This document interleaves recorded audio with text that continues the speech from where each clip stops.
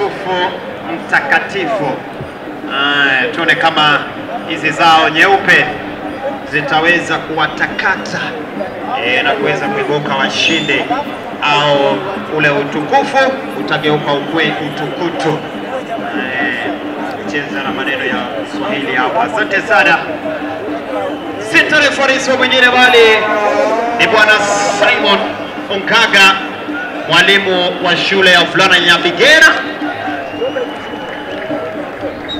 Bwana Simon Ongaga ambaye vile vile ni referee kwenye KPL, mwalimu ambaye ana tajriba tajika katika kazi hii ya referee.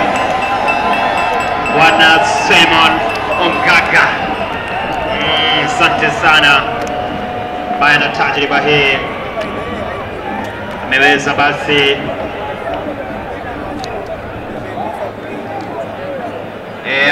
basi kuongoza mechi mbalimbali kama vile mechi ya Kariobangi dhidi ya KCB, Kenya Police, Bandari, FC Leopards, Kakamega Homeboys, Gor Mahia FC. Yani namzungumzia bwana Simon Ongaga, huyo ana tajriba ya kwake, amebobea.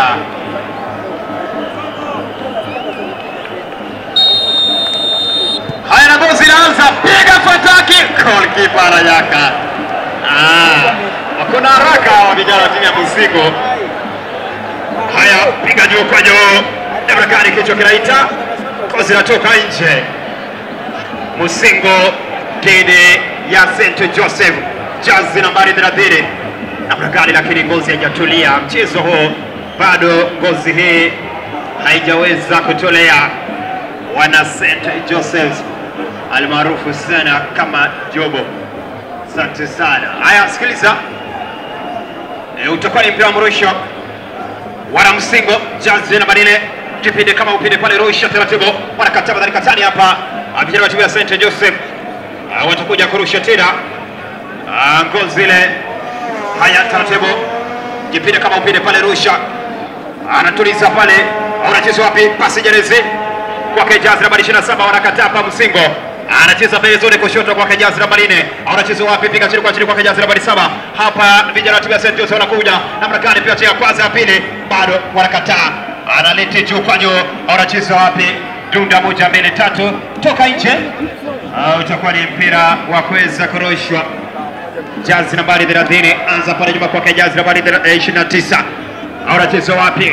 Wana St. Joseph pembezoni pale, jazi nambari 21 analeta pale, hatari pale, hatari, piga, poteza.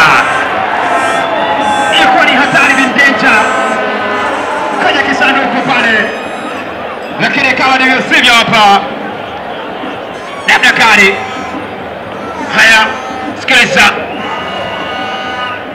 Watanza mpira mrusho taratibu pale, jazi nambari 30 anapiga pale, batiza mtotoka nje. Watakuja kurusha, lakini mchezaji jazi nambari 7 upande wa timu ya Musingo anaushikilia muundi wake pale. Huenda aliweza kuguzwa pale. Tuone kama atakuwa ananyanyuka. Anaambiwa koma kiume. Anaambiwa koma kiume hapa. Sikiliza mpira mrusho. Jazi nambari 30 anajipinda kama upinda wa mvua pale, piga pale, lakini namna gani wanakataa. Bado wana St. Joseph anakuja kutuliza, tumia gulake la kulia, alete pasi, wanakataa. Baadaye Musingo anakuja kutaratamba pale, geresha kwanza, jazi nambari 5, mtanaguza na kiatu pale. Refa anasema namna gani, tutakuwa ni mpira ikaba hapa. Wanafaidi Musingo, anapiga tu chache nyuma, tutakuwa anatumia gulake la kulia, analete namna gani pembezoni. Bado wanakataa ndani katani pale, ziazia, itakuwa ni goal kick. Wanafaidi hapa timu hii ya Yusufu Mtakatifu, yani St. Joseph. Piga tu chache. Tukoanza kwa goalkeeper huyo wa St. Joseph. Piga pale para za kichwa. Wanacheza wapi? Bado wanakuja wangu pale, jazi nambari 1. Piga fataki ya mbali kule Kashabah tu nje. Na jaribu mikuki ya mbali, lakini bado kulenga shabaha. bado kuweza kulenga shabaha hapa. Imba na mara ya kwanza kuungana nasi ni 0-0 kipindi cha kwanza. Hii ni semi finali, nusu finali. Finali ni hapo kesho. Tayari katika upande wa kinadada Butere watakuwa wanakwaruzana na Nyakaji. Kozi zinatoka nje. Watakuja kurusha pale St. Joseph kwenye gamba la kifua. Analeta pasi juu kwa juu pale za kichwa. Namna gani pale bado wanakataa. Jazi nambari 28. Namna gani piga makasi ya mpira wa ikago. Mahala pazuri. Hapa center referee anapuliza kipenga, anasema ni mpira wa ikago. Amekwisha nyanyuka. Amekwisha nyanyuka pale. Itakuwa ni mpira wa ikago. Anaenda kuzungumza na msaidizi wake CR huyo Wite Semurukaka. Taenda kuzungumza na mwenzake ili kuweza kuhakikisha yale mawasiliano yako dik na kuwa mantiki sana. Haya, mpira wa ikago. Wanajenga ukuta mtuine. Nazungumzia ukuta wa binadamu, huu sio ukuta wa saruji. Anawaambia tusonge nyuma. Hapa ni karibu sana. Sikiliza tuone kama guu lake litakuwa linaleta faida hapa. Jazi nambari 19. Analeta nje. Kwa amejaribu pale, tumia guu lake la kushoto. Hajaamini. Anapiga pale na kila toka nje. 0-0 hadi kufika sasa. 0-0. Nunge binunge. Haya, anza pale juu kwa juu na Brakani wanakatani. Jazi nambari 21 mpaka jazi nambari 8. Piga pembezoni mpaka jazi nambari 27. Wanakuja pale St. Joseph. Anakumbuka tiririka pale. Piga mabatiza mtu kona. Kona hapa wanafaidi St. Joseph. Takuwa hapa kona ya kwanza mchezo. Tuone kama itakuwa inazaa matunda. Hatujui litakuwa ni tunda lipi. Limao, parachichi. Tusubiri tutuone. Shika za Kimbo. Anasubiri kipenga chake Sito referee. Haya, sikiliza. Anatumia gula la kushoto, chunga pale, piga kichwa, lakini hakuleka shaba, inatoka. Itakuwa ni goal kick. Kama sitokosea na itakuwa ni goal kick hapa. Wanafaidi timu hii ya Mosingo. Piga tu chache pale. Goal kick huyo itakuja kuwajibika. Tumia gula la kulia. Ananyanyua juu kwa juu pale, namna gani wanakataa. Pembezoni pale jazi nambari 8. Haunacheza wapi? Geresha kwanza, tisha pale. Namna gani anaacha kwanza hoi. Wa pili pale namna gani kile pasi na kataa. Wanao St. Joseph. Pembezoni pale kushoto. Anagereza kwanza, anapomruka kuja kasi. Leo koti para wai. Namna gani hapa. Haya, taratibu. Jazi nambari 7 kimbilia pale. Bado wanaleta pasi kwenye kama kifua St. Joseph. Hatari, Geresha, bado, kisasa, hatari, wanakataa tena. Piga pale, ondoa kwa kichwa. Musingo, bado geuka, St. Joseph.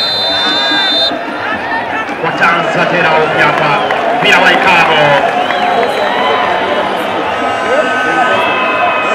Wanasema kama ni nzuri unamumunya. Kama ni nzuri unamumunya.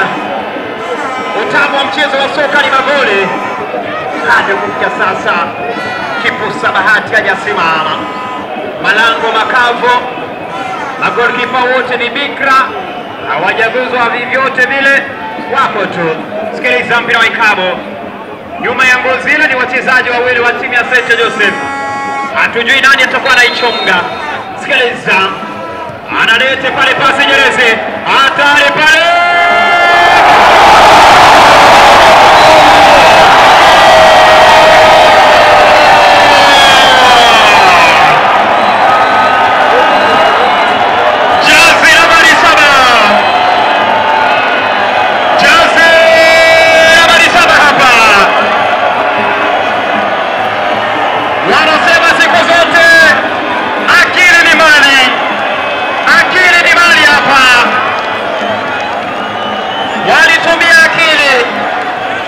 wakazungumza wachezaji wawili, akamwambia mimi nitakupa pasi, wewe ulete kwenye kisanduku. Yupo mwenye taunganisha kutumia kichwa. Vijana wa mtaani wanasema akili mtu wangu. Hapa wanafaa wanatumia akili vilivyo. Hatari bado pia waikabo. Hapa St. Joseph Yusufu Mtakatifu anazidi kuitakata timu hii ya Msingo. Kama ni nzuri mumunya, kama ni chungu tema.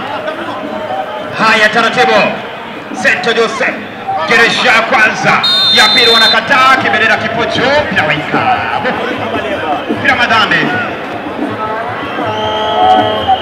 pia wa madame.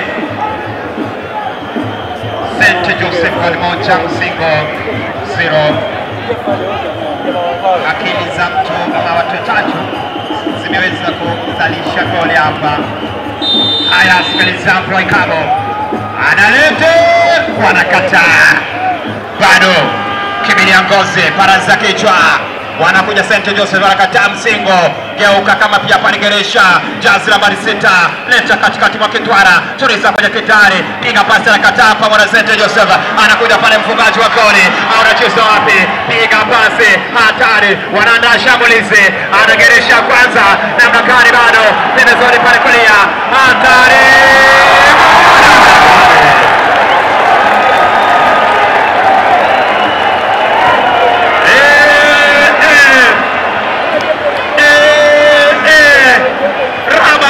Hapa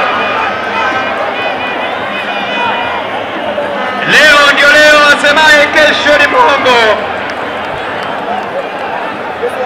Ambogari, vijana wa St. Joseph walisema sisi tukivalia nyeupe sisi ni watakatifu. Haya, tutakuwa ni mpira mrusho. Anza taratibu pale jazi la Marine. Anaanza wapi bado? Msingo wanao. Kinda huyu jazi nambari 7. Cheza kwake jazi Marine. Analete pasi, wanakataa. Pembezoni kushoto. Mfungaji wa goli jazi nambari 7. Geresha, piga kisigino. Ile kubali. Bado. Anamoja kwanza hoi. Piga pasi pembezoni. Nada gari, wanakataa. Goalkeeper anakuja na wai. Kumekucha kulichele. Kumekucha kulichele hapa. Hapa mechi ni tamu. Kama umeketi, enjoy. Hapa inatakikana tu uweke simu yako kwenye hali ya mtetemeko, uenjoy tu. Simu yako kwenye silent mode, uenjoy tu. Mambo matamu. Ama kweli mpira wa soka ndicho kitu cha pili kitamu duniani. Cha kwanza bado bwana Mwaki ataniambia hapo baadaye. Lete pale goalkeeper, hatari bado, goalkeeper anaguswa, yuko chini. Naam, siku zote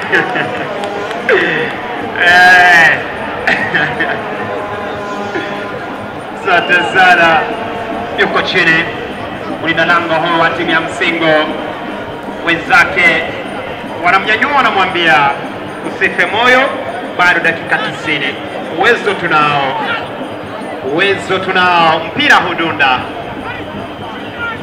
Kwa hivyo moyo tunao, uwezo tunao, tusife moyo, ni mapema sana, tupigane hadi kaditama. Haya, analeta pale juu kwa juu, anacheza wapi bado, kozi inatoka nje.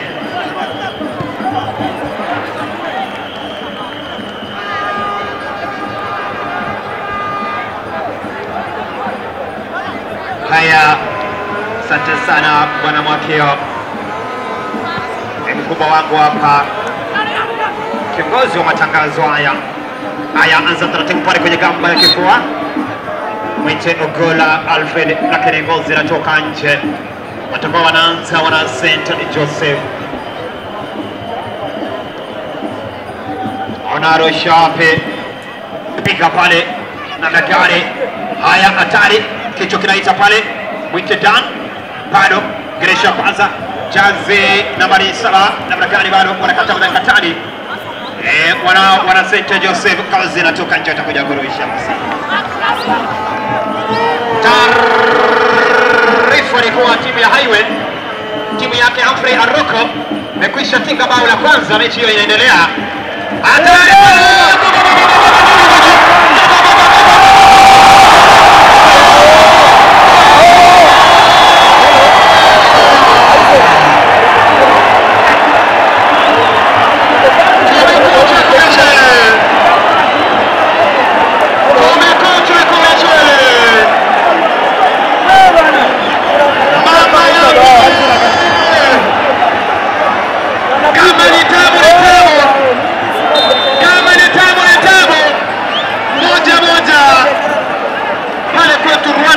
Watakwambia wahed moja. Utamu wa mechi ni magoli. Msimbo moja, St. Joseph moja. Hapa Msimbo wanawaambia nyinyi ni watakatifu, mtakuwa watukutu. Kaende gangamala, mambo bado yapo. Asante sana. Haya,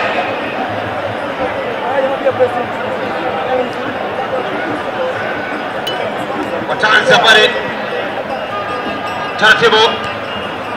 Wanacheza wapi? Bado anakataa pembezoni pale, anakataa hapa mchezaji huyo mwite Shadrack Kiboi.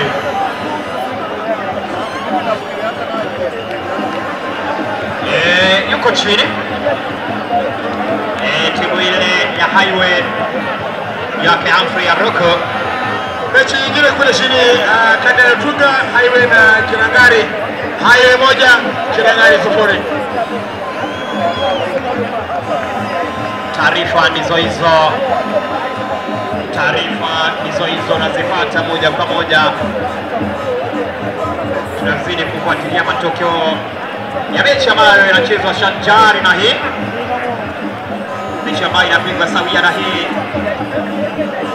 hapa ugani Gose ni 1-1. Mchezaji anapewa ganga za mganga. Huyu sio mganga wa mitishamba, ni daktari. Tunasema ganga za mganga mwacha mgonjwa na matumaini baada ya kuendelea na karame hii, mechi hii, mchezo huu, kambumbu hii. Haya, goalkeeper hapa anakuja kudokoza mte Jeremiah Majani anapiga pale, anakuja kwa goalkeeper mwenzake mwita Shivanji. Analeta kwa taratibu, au anacheza wapi? Lakini anasimama tisti pale, beki huyo mwite Samuel Kipto, au anacheza wapi? Leta chini kwa chini, konzi inatoka nje, watakuja kurusha. Anaanza mpira mrusho haraka ya Sifuna. Namna gani pale pembezoni, bado wanakata katani, wanakuja msifu pale, jazi nambari 6 Austin afifu hapa kijana huyo Austin piga, lakini hapo lenga shabaha. Atakuja kwanza kwa kipa huyo mwite Jeremiah Majani. Shikanza kimbao pale center referee na wachezaji naambia mimi ndiye mwamuzi, sheria zote zifuatwe. Haya, Jeremiah Majani kwa kipa huyo atakuwa anawajibika.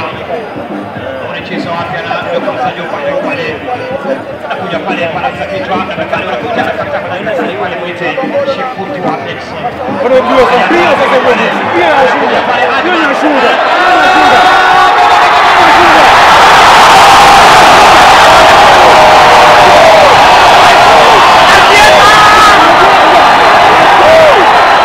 Afunga.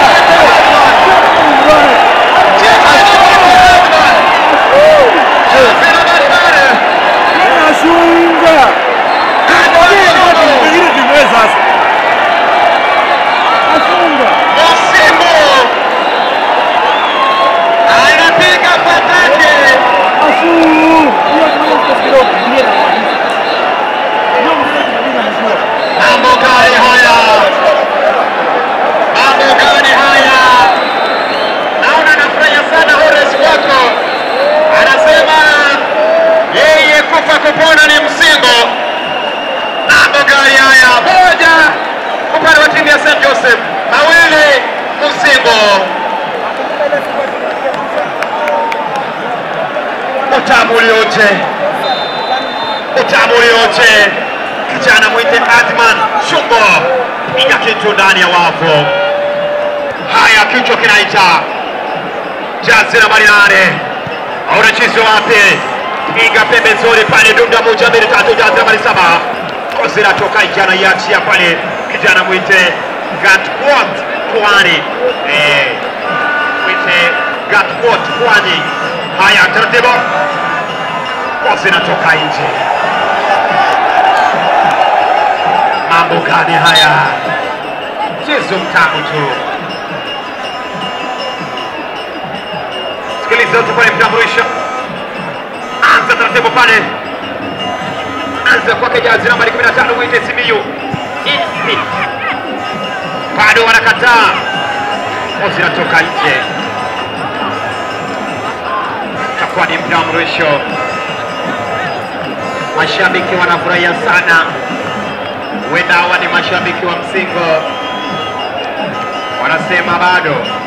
Haya, taratibu pale, anakimbilia ngozi wangu kwenye kidani, anatia tisha ya kwanza. Jazi nambari 4 upande wa timu ya Msingo mwite Shikutwa Benson anyikanywa pale na Mnakari anakwenda chini. Kijana Jazi nambari 5 mwite Irandi Mushindi, nasema mimi ni Irandi Mushindi, lazima tushinde hapa, tuone. Haya, 15 kwenye gongo za mchezaji mwita Moses Atemba, analeta pale goalkeeper mwite Jeremiah Majare. Anza taratibu pale juu kwa juu kwa Jazi nambari 7 mwite Gatkok Kwanyi, lakini gozi la mzidi kasi toka nje. Tutakuja kuwajibika Jazi nambari 2 kwenye gongo za hapa upande wa timu ya Msingo mwite Ian Sifuna hapa. Tutakuwa na wajibika mpira mrusho, anajipinda kama upinde wa mvua. Taratibu, kichwa kinaita katikati mwa kitwara. Unachezo wapi pale? Sifuna Jazi nambari 2 zuia kosi natoka nje, atakuja kurusha tena Sifuna.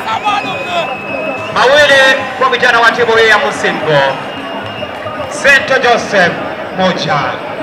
Haya, anakuja pale na Mnakari kugarisha Mnakari kubatiza mpira wa ikabu. Tuone ikabu na kutoka ikabu. Kijana huyo mfupi, lakini kazi anayoifanya ni kazi ya mtu mzima huyo. Kinda huyo. Haya, sikiliza mpira wa ikabu. Mahala pazuri tu, mahala pazuri. Kijana huyu mwiteni Chingi Jazi nambari 7 anasumbua sana. Haya, sikiliza mpira wa ikabu. Sifuna. Haya, sikiliza. Tuone kama litakuwa ni goli la 3 ama ataweza kuzuia. Sikiliza. Takuja kutumia goli lake. Anapiga pana Mnakari. Kataba ndani Katari. Bado wanao. Lete chini kwa chini. Hatari. Anapiga bado. Kizaza. Mnakari hapa. Kiduchu tu.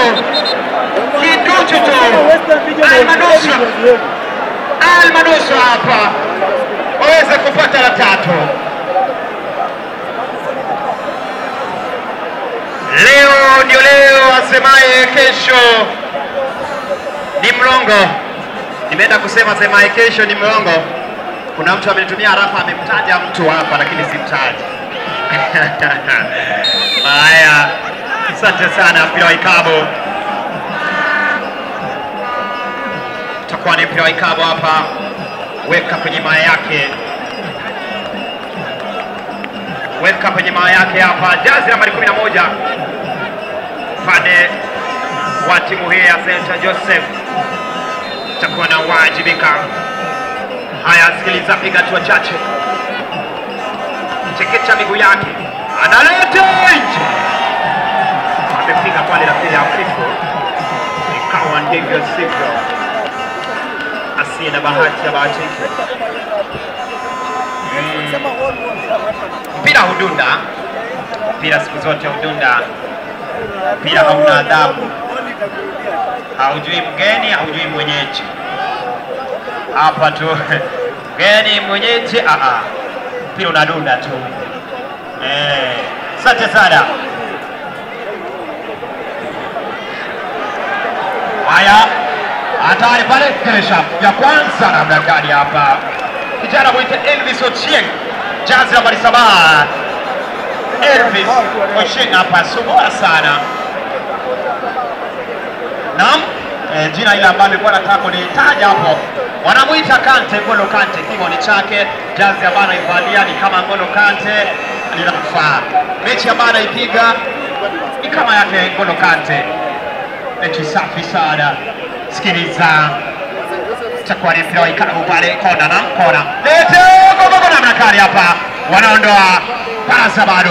Jazi nambari 6 mwita Austin Oloch. Kataba ndani katari pale.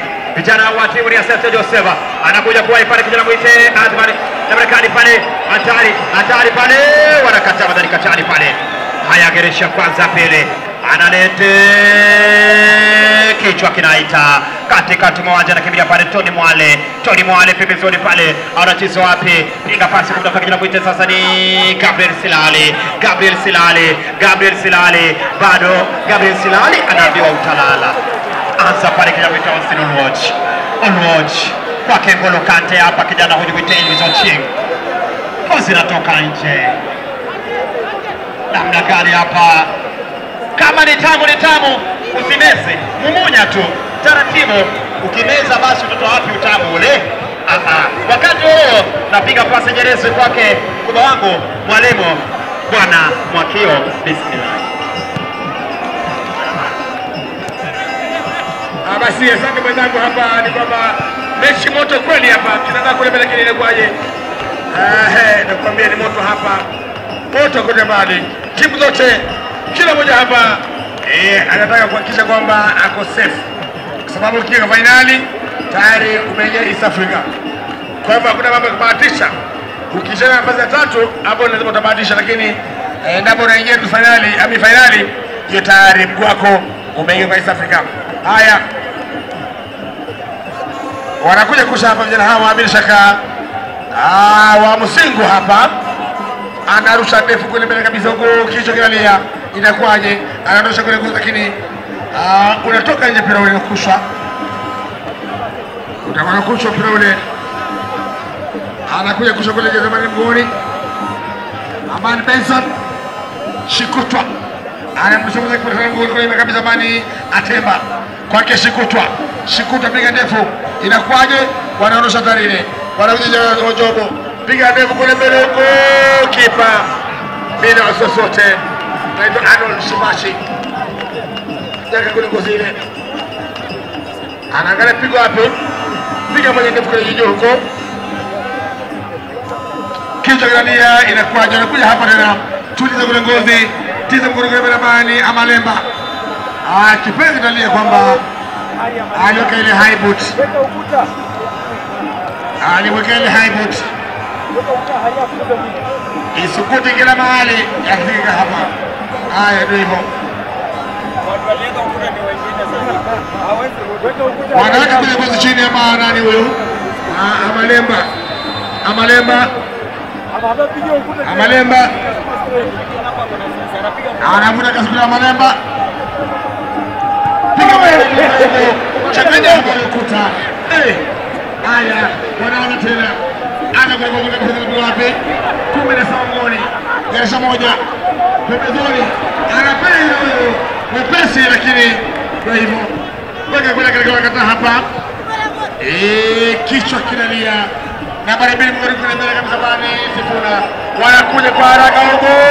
Inakuwaje? Haya, anaondosha ile uchafu, kichwa kinalia kule nyuma kabisa, anajiza kule kishindo visivyo. Jazi nambari 7 Bani Elvis Ochieng anacheza visivyo.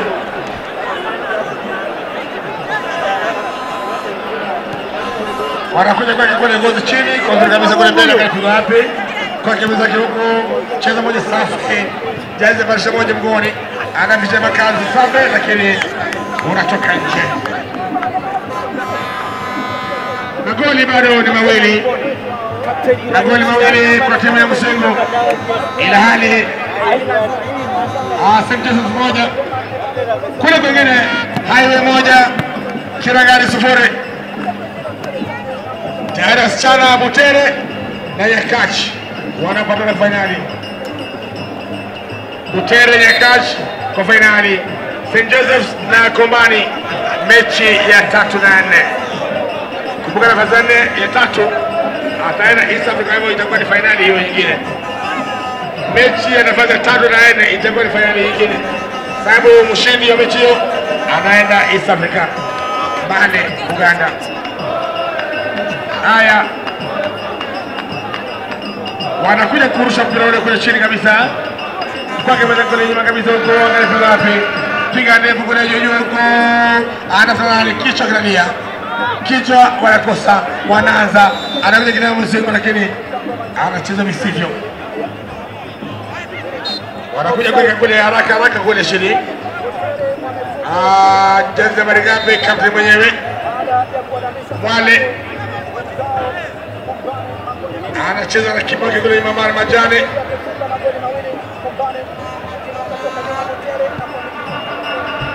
Haya, Highway magoli mawili, Highway magoli mawili. Mama kwa hivyo sasa, Kirangari sufuri, mama kwa hivyo. Highway tulikana kule 2022 Arusha, na wao ndio walifanya hiyo katika historia Kenya, kufunga St. Mary's Chitende kwa bandua katika ile finali.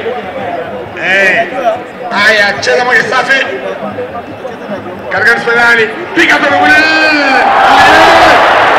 nusu kabisa tu, nusu tu, pengine hapa yaonyeshwa alituma fataki. Kona inakuwa ni kona hapa,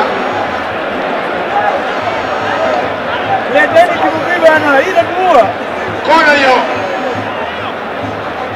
kona napanda tena hawa, anaona kule Amalemba doyo anaenda kule kusini kule Amalemba. Mmoja anakubali tu picha huko. Naona tayari Nyakachi wanazao chuo wanatembea huko mbele jukwaa, wanajua tayari East Africa wako ndani. Ni kombe tu kesho. Tuangalie kama tabeba ama na mabila kile East Africa. Piga ni mgoloko, anakataa huko. Wanakuja tena mjano wa Msingo. Anakesa moja safi. Paka anafanya chimney. Anapata kule inakuaje? Kitu kinalia natoka nje. Timu 3 zina East Africa katika discipline zote. Discipline zote: basketball, volleyball. Haya, rusha ndefu kule mbele huko. Captain mwenyewe anaingiza kule kinakwaje? Inakuwa ni goal kick. Haya, bado magoli mawili kwa moja. Msingo mawili, St. Joseph Jomo moja. Kule pengine hayo mawili, Kirangari sufuri. Piga ndefu kabisa huko, anajibu kwa kichwa kwake mwenzake huko, anaingia pale sena moja. Inakuaje kama kule huko, bana stamgoni gesha moja sababu labda ni Oloch kutoka nje, anaenda kurusha pale 15 goli. Baada ya hukumu ana machema zake kule, Sifuna rusha ndefu, anaondosha ndani lakini kushatoka nje, ulikoshatoka nje pirone, bado kipindi cha kwanza.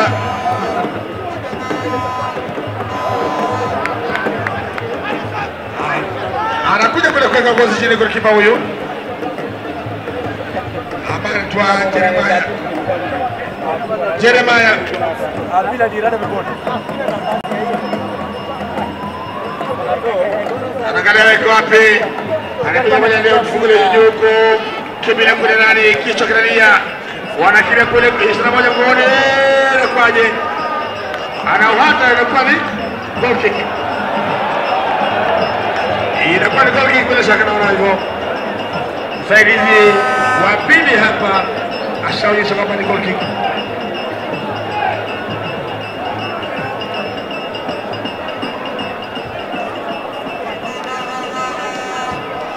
Haya, wanakuja kuweka kule gozi chini. Shimachi piga ndefu kule juu huko, kichwa kinalia kini, kibendera kwa hewani, jezi namba 21 mgongoni, alikuwa shajenga kibanda bila zile wenyewe kule.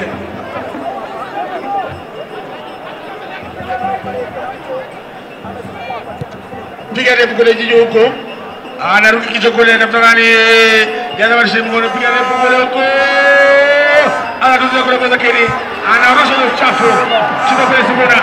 Sifuna anabadilisha vile vile kwa sababu kule anakuja bado Ochei inakuwa ndefu toka nje.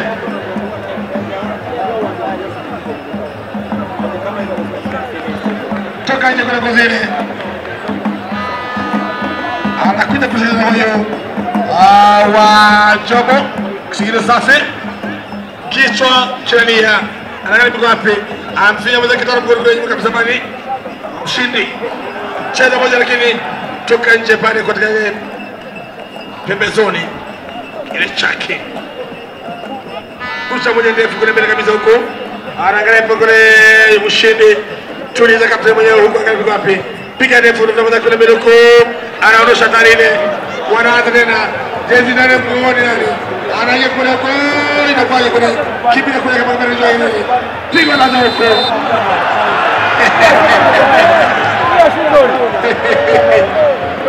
Inakuwa hivyo. Kasi ya mpira ndio hivyo. Yako na pressure.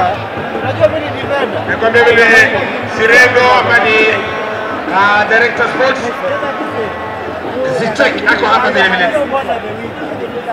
Haya. Piga ndefu kule juu huko. Tuliza ngoja na kupiga wapi lakini unatoka nje. Unatoka nje bila ile kurusha sasa. Anarusha moja safi kama la kidari. Anakuja kule mzima angalia wapi. Piga ndefu juu huko. Kimo cha mnazi. Tuliza ngozi. Bisha makan safi. Anaruka na boga 20 mgongoni lakini unatoka nje.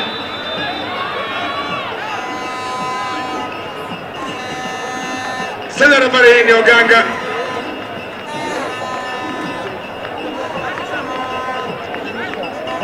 Kumbuka Musingu hawa wanakuwa coach na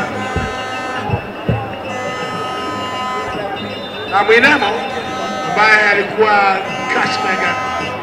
Kichwa safi ya kinde kwaje? Piga kwa lakini goalkeeper. Jaka kwenye gozile.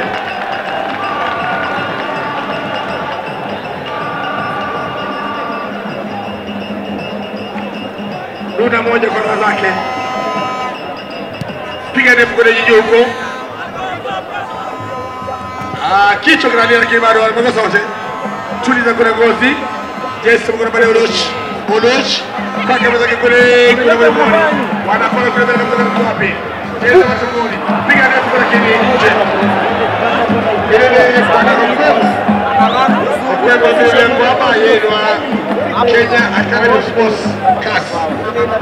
Kenya Academy of Sports kwa kumbuka vile tumekuwa na CEO jana hatimaye kwa bado mtaani baba ambaye ni Dr. Dorin Odiamo vile na chair CAS member vile alikuwa jana ambaye ni Azuo Shege walikuwa hapa jana wote. Haya safi wanabaki kule mbele piga kwa kipa kwa raha zake tu na kula nao. Bado magoli mawili. Kwa moja hapa. Piga moja nzuri juu huko. Anaingia kwa kichwa safi, unatoka nje.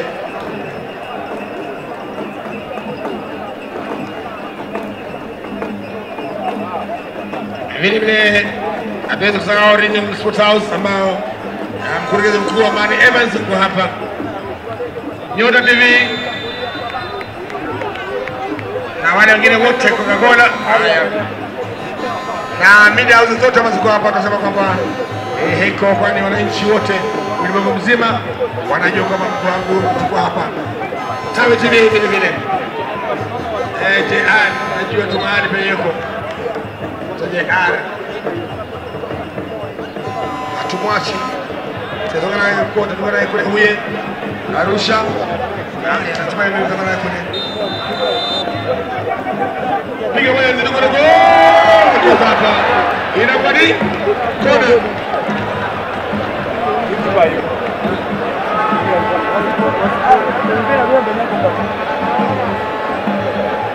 Kona hiyo. Nakwambia mkwaju kama ukipata kama si mchezaji kumaliza mabao. hizo mikwaju kama wewe si mchezaji bila shaka utaendelea. Kunyonga tu usipige mabao 3 na uachane na. Upige pasi. Haya. Sikiza kona hiyo. Yaani mtoto wamefunga mpaka 3 mabao 12. Sikiza kona hiyo. Hiyo game ya kwanza. Piga ni mkono gol kipa. Anakuwa kule kunyaga tena kule. Safi. Anakuja huku kwa kichwa safi. Lakini inakaa unatoka nje.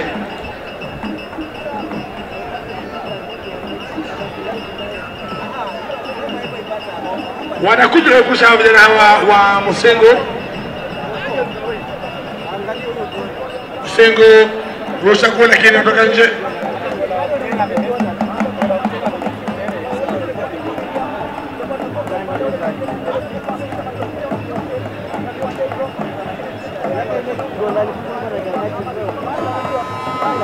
Haya, wanakuja kurudi na Musengo.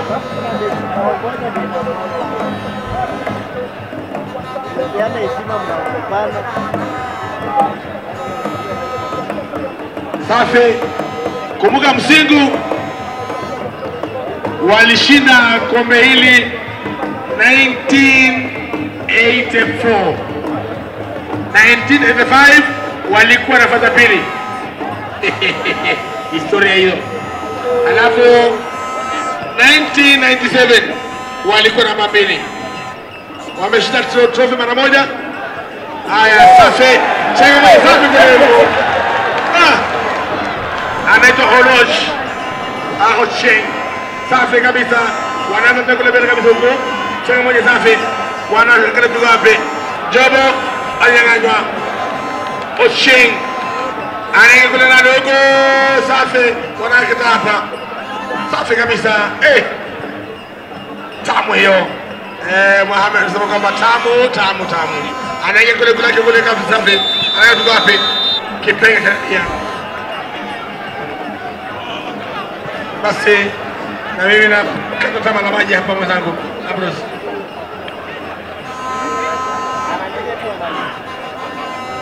Kipindi cha kwanza hiki wana Msingu mabao mawili, Mtakatifu Yusufu bao moja.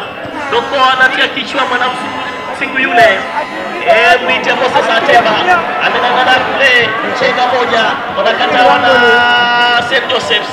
Anadokoa katikati mwa uwanja na kimbilia, anatia kichwa, bila shaka ni hosti. Wanangana kule, anadaka bila wasiwasi. Walikuwa wametoka wana St. Joseph's.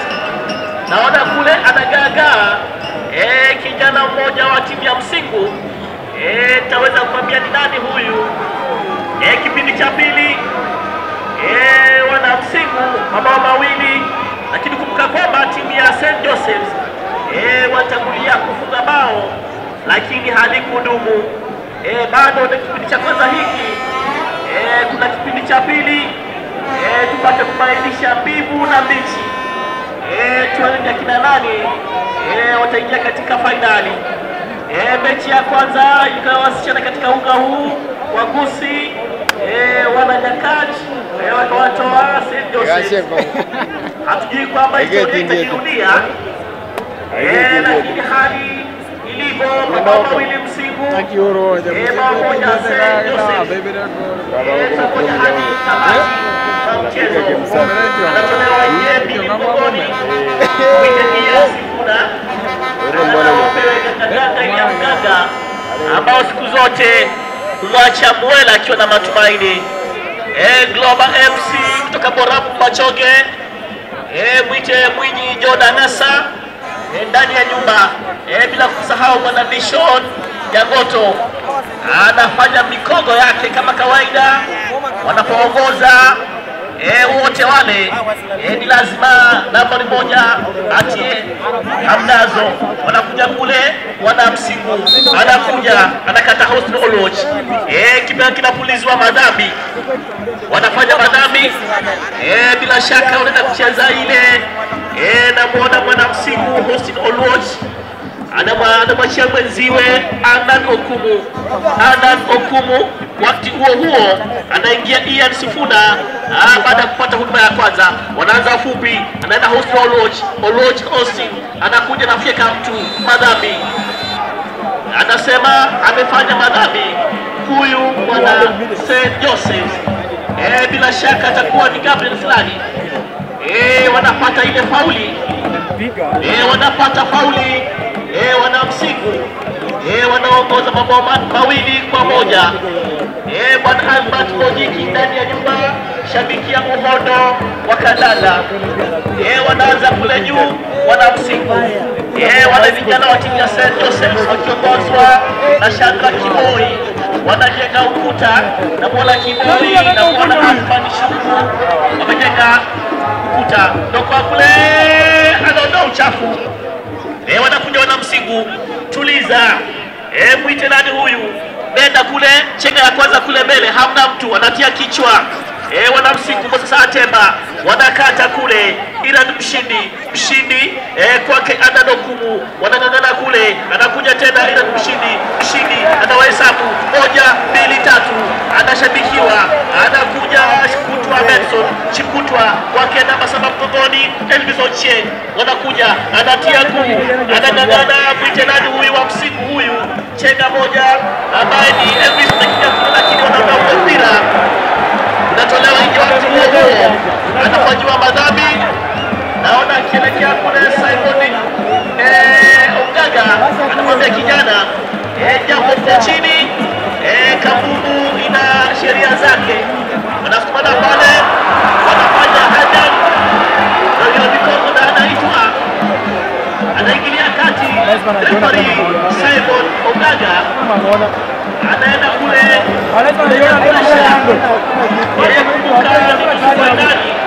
kati ya St. Joseph na Msingu, na kila timu yahitaji kuingia katika fainali. Hivyo basi alifanya madhambi, akaonyeshwa kadi ya njano, anainuka. Naona wanajitia Msingu wanashauriana, wanaambiana tunaongoza, lakini bado Dennis Rosire ndani ya nyumba. Bila shaka unapata haya yote kutoka uga huu wa Gusii. Wanaenda kwanza wana Msingu, anarudi nyuma, wana Msingu wacheze, anakuja, anatoka safi, hakulenga lango. Wakati huo ni kipindi cha kwanza hiki kinatamatika ikiwa wana Msingu mabao 2, wana St. Joseph bao 1. Tukingoja kipindi cha pili ili tuweze kubaini mbichi na mbivu, tunarudi kwenye studio tupate kibao cha burudani.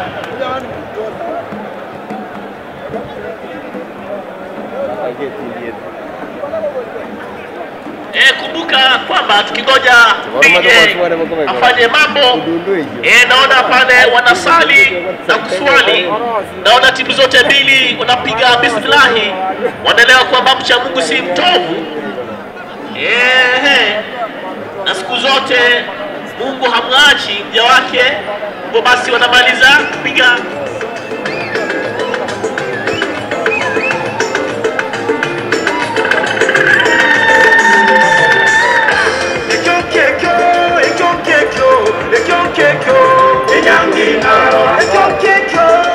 uwanja wana St. Joseph's. Tony Mbade katikati mwa uwanja wanakuja ikiwa wamefanya mabadiliko bado. Wanang'ang'ana kule wana Msingu, wingi ya kushoto anakimbilia, anagonga kule juu, anakata yule beki wa timu ya St. Joseph's. Anakuja anatia Shadrack Kiboi, gozi natoka nje. Wanakuja kurusha, namuona kijana Ian Sifuna wa Msingu anachukua gozi, narudi nyuma afanye mambo, akielewa fika kuwa wanaongoza mambo mawili dhidi ya moja, bao la upande wa timu ya St. Joseph's. Anajipinda, anarusha ndefu ndani kisanduku, anatia kichwa, anaenda kula Elvis Ochieng, anakatana kuja Hosni Oluoch kwake Elvis chenga moja, ya pili, ya tatu, anagonga, anazuilia beki yule wa timu ya St. Joseph's. Anakuja Athman Shungu, gonga kule mbele, anakuja anazuilia Moses Atemba, anaondoa uchafu pote. Wanaenda kurusha wana St. Joseph's kipindi cha pili hiki, kipindi ambacho bila shaka kitaamua nani ataingia katika finali. Anachukua Charles Ochieng, nguvu pia natoka kule juu, anakuja natia kichwa, wanangangana, anakuja huku mwana Msingu, Mwite Anson Amalemba anaondoa mpira natoka nje. Watakuja kurusha wana St. Joseph's. Mwana St. Joseph's anachukua ile gozi arushe, bila shaka ni Rickson Simiyu, narudi nyuma, anarusha ndefu ndani ya kisanduku, anaruka kule gogo, anapangua Adon Shivachi. Ilikuwa wanafunga bao wana St. Joseph's, lakini alikuwa macho Adon Shivachi.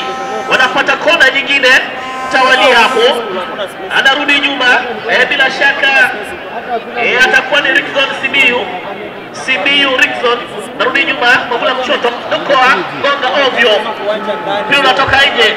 Itakuwa goal kick kwa faida ya timu ya Msingu. Anaanzisha kule nyuma, bila shaka ni Arnold Shivachi wa timu ya Msingu, narudi nyuma, anachukua mpira tena, anautia, wanafanya mabadiliko, anatoka, anaingia 11 mgongoni. Takuarifu ni nani huyu anaingia, atakuwa ni Valentino Isalamo.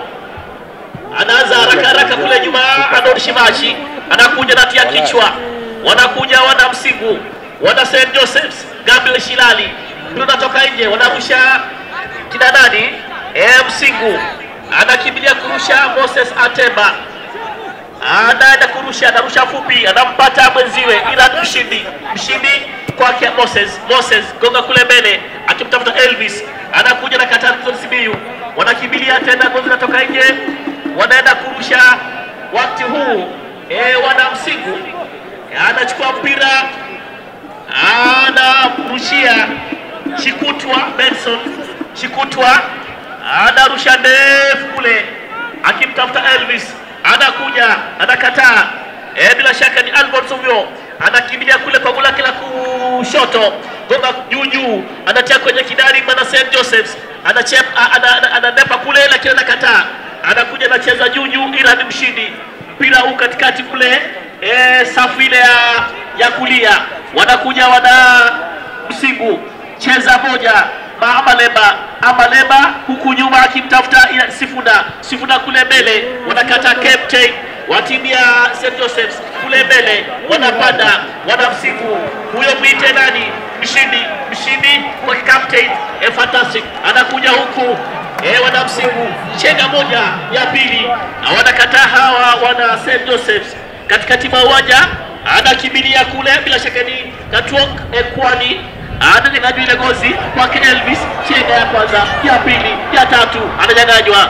Wanakuja wana St. Joseph's, bila shaka wanafuta kazi kule katikati kwa uwanja, wanakuja sawa, wanapanda wana Msingu, wanaongoza mabao 2-1 dhidi ya St. Joseph's. Chenga moja, ya pili, Amalemba katikati mwa uwanja, ananepa kushoto kulia, pasi jerezi kwake nani, nguvu mpya ambaye ni Salamo, lakini mpira umekuwa mwingi, umetoka nje. Hafla hii, michezo ya kitaifa, mashindano haya kupata ubingwa kwa shule za upili, anarusha Isalamo kule mbele, anakimbilia, anatia kichwa, Wanakuja hawa wana Msingu, wanaondoa uchafu, wanazuilia sana, itabidi wautuze ule uongozi wao. Anakuja huyu bwana St. Joseph, narusha ndefu ndani ya kisanduku, tikitaka ile hakulenga lango, anasema rahisi kwangu sana.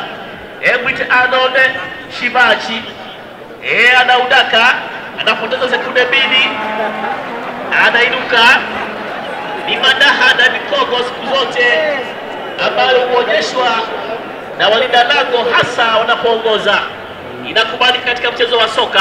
Ana katika safu ya kushoto kule, anakimbilia, mpira umekuwa mwingi, umetoka nje. Wanaenda kwanza kule wana St. Joseph. Kipindi cha pili hiki, kipindi cha pili ndani ya nyumba, mwenyekiti chama cha kutetea maslahi ya walimu bwana Lamado huko, bwana Dennis Bosire, Global MC kutoka Borabu Mashoge wapo ndani ya nyumba. Anawachanganya kule bwana St. Joseph's, anaruka juu katikati mwa uwanja. Mwite Ian Sifuna anakimbilia kule 11 mgongoni, anacheza moja ya pili kwake Elvis Ochieng Elvis kule chini ya kwanza maridadi, anakuja sanduku, anaruka juu lakini hawakulenga. Akipenga kinapulizwa, anapuliza akipenga. Simon Ongaga wataanza haraka sana, anaanza Jeremiah Majane. Jeremiah anagonga visivyo, mpira unatoka nje. Watarusha wana Msingu. Kipindi cha pili St. Joseph's bao moja, wana Msingu mabao mawili. Anarusha Ian Sifuna chenga moja ya pili, anakataa nani? Anakataa huyu kijana wa timu ya St. Joseph's. Wanapanda wana St. Joseph's, anaendelea kule na kisandukuni, anakuja nakataa Moses Atemba. Wataenda kuanza kule kurusha, bila shaka Rickson Simiyu kama sijaona vibaya ataenda kuanza kule kurusha. Bwana St. Joseph's anachukua ile gozi, anarusha fupi, wanakataa wana Msingu. Anamtafuta Marvin Ashiudu ananyang'anywa. Wanaanza kule nyuma mabeki wa timu ya St. Joseph, lakini gozi natoka nje. Itakuwa ni zamu kwa kina Msingu kurusha.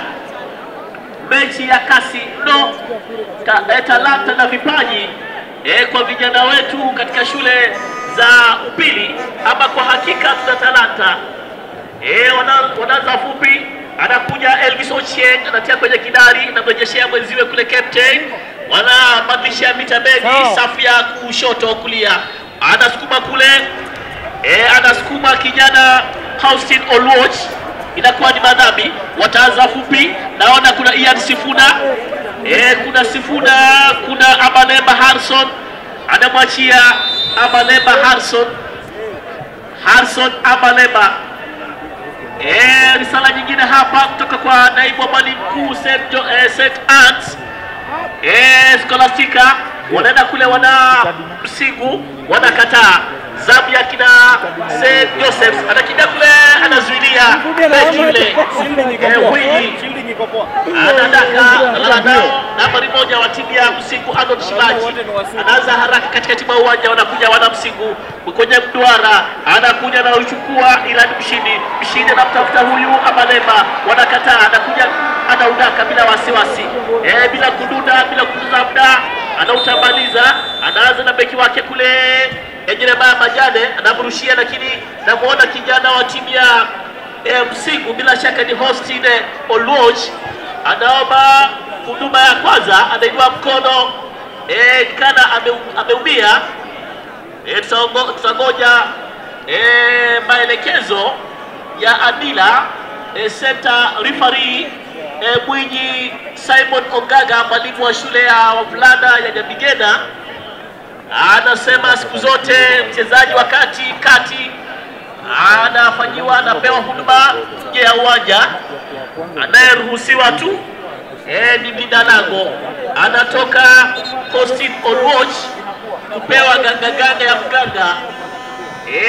Anawashauri pale, anawaambia Simon Ongaga, mimi kusema uwanjani, maamuzi yote juu yangu. nafuata sheria zote za FIFA. Anaanza kule, watakwenda ile fair play. Tuone itakuwaje. Wanaanza kule nyuma, wana St. Joseph's. Wanaanza anacheza kule mbele, anatia kichwa captain wa timu ya Msingu. Anakuja Dokoa kule juu, Shadrack Boy. Wanakata wana Msingu. Anakuja huku, anasema jachie hicho. Anakuja huyu sita mgongoni, mwite House to Oluoch. Chenga ya kwanza kwake Amaleba ananyang'anywa. Wanakuja Amaleba tena huku nyuma, wanaonana kweli kweli. Ian Sifuna, chenga ya pili, ya tatu kwake nani? Oluoch anagonga mbele, haikupata mwenziwe. Anaudaka haraka Jeremiah Majane, anagonga wingi ya kulia. Wanakuja wana Msingu, wanaenda kule, wanakataa wana Msingu. Wanafasi tena, chenga ya kwanza, ya pili, wanakataa. Wanakuja huku tena ni wana St. Joseph's, lakini kipenga kinapulizwa. Wanaanza kwa haraka, anaenda Hassan Amaleba akimtafuta Oluoch. Wanakataa mabeki. Shanda Kiboi anagonga kule mbele, anakimbilia Sifuna. Ian anagonga, mpira unatoka nje, unarusha kuelekea upande wa timu ya St. Joseph's. Mabao mawili timu ya Msingu. Ni madhambi. Wanafanya mabadiliko. Anaingia nani? Atakuarifu. Anaingia Keda mgongoni, atakuarifu jina lake. Ni kurusha. Si madhambi. Kumbuka ni hafla ya kufana mno. Mchezo ya shule za upili isiyo na kifani wala mfano. Wanarusha ndefu. Ian Sifuna. Wanakuja wana St. Joseph's katikati mwa uwanja, nguvu mpya. Wanakataa captain, anawahesabu 3 mgongoni. Wanapanda kule wana nani? Wana Msingu. Bavi na Shiudu anatewa na angushwa, madhambi. Vijana wa timu ya Msingu. Basi asante, ni kwamba kwa hivi sasa itakuwa mpira kapu kule chini, ambapo vile nimesema furaha kutambua viongozi kadhaa ambao wako hapa wa Kubet. Kuna bwana Nyongeza Arnold ambaye ni Kubet secretary, vile vile Latif Asante secretary Kakamega, Mugala vice chair Kakamega, Maxwell treasurer Trans Nzoia, Mr. Ogutu treasurer Kisii, Mr. Ontita secondary school Kisii, vile vile Wilson Okenye treasurer Tana River, Matthew, vile vile kuna Matthew Murunga secretary sports Kakamega. Anapiga moja ndio mchanganya ule kuta. Fataki ile sijui. Helale. Vile vile kuna Matthew Murunga ambaye ni secretary sports Kakamega na Arnold vile vile wa AK. Wote wanasema kwamba wanajiona shule. Sema kwamba Kubet power. Mwenzangu Mohamed.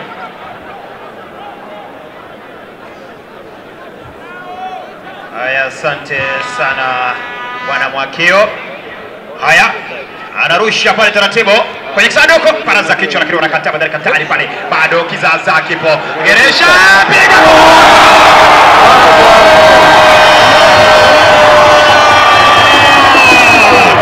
Wanapata bao. Wanaregeza bao hapa St. Joseph. Wanaitakata lango la timu hii ya Msingu. Mawili kwa mawili. Na kwa nini? Sasa hivi Horace Mwaka ametulia. Anani kitu. Na daktari hapa piga togwe. Chukua fataki. Goalkeeper akasema hapa imenizidi. Mawili kwa mawili. Kazi ipo hapa. Tuambizane ukweli. Hapa uwanjani Gusii, magoli 4, mawili kwa Msingu, mawili kwa St. Joseph. Haya, watarudi katikati tena pale. Kwanza upya timu ya Msingu. Marvin Ashiondo anza taratibu kwa jazi nambari 5 hapa, mwite Irandi Mushinde. Irandi Mushinde piga pembezoni pale kumweke Moses Atemba cheza pembezoni pale kwa jazi nambari 9, mwite Amalemba, leta juu kwa juu, anakataa hapa, anao jazi nambari 2, mwite Yan Sifuna cheza pale kwake Alnan Okomo, anadokoza juu kwa juu, au anacheza wapi, anaparaza kichwa katikati pale, wanakuja St. Joseph, jazi nambari 21 pale, lete namna gani, lakini toka nje. Namna gani hapa, mashabiki wanasema wako ndani. Dennis Osando yuko ndani, Kakamesh anasema yuko ndani, Aruta Recho Bibi anasema yuko ndani, Olfa Mishira Bibi anasema anafuatilia, Totondizi bila kumsahau yuko nasi Afande Sele Bibi amesema yuko ndani.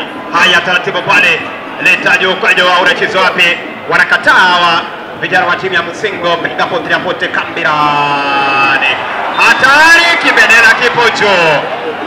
Alikuwa amechezea visivyo, alikuwa amechezea visivyo. Alafu kuna mashabiki nimeona Msingo ikafunga wakaruka, St. Joseph imefunga wakaruka. Sisi ni kitu sisi ni kitu hapa wapo tu akina Totonizi wako tu.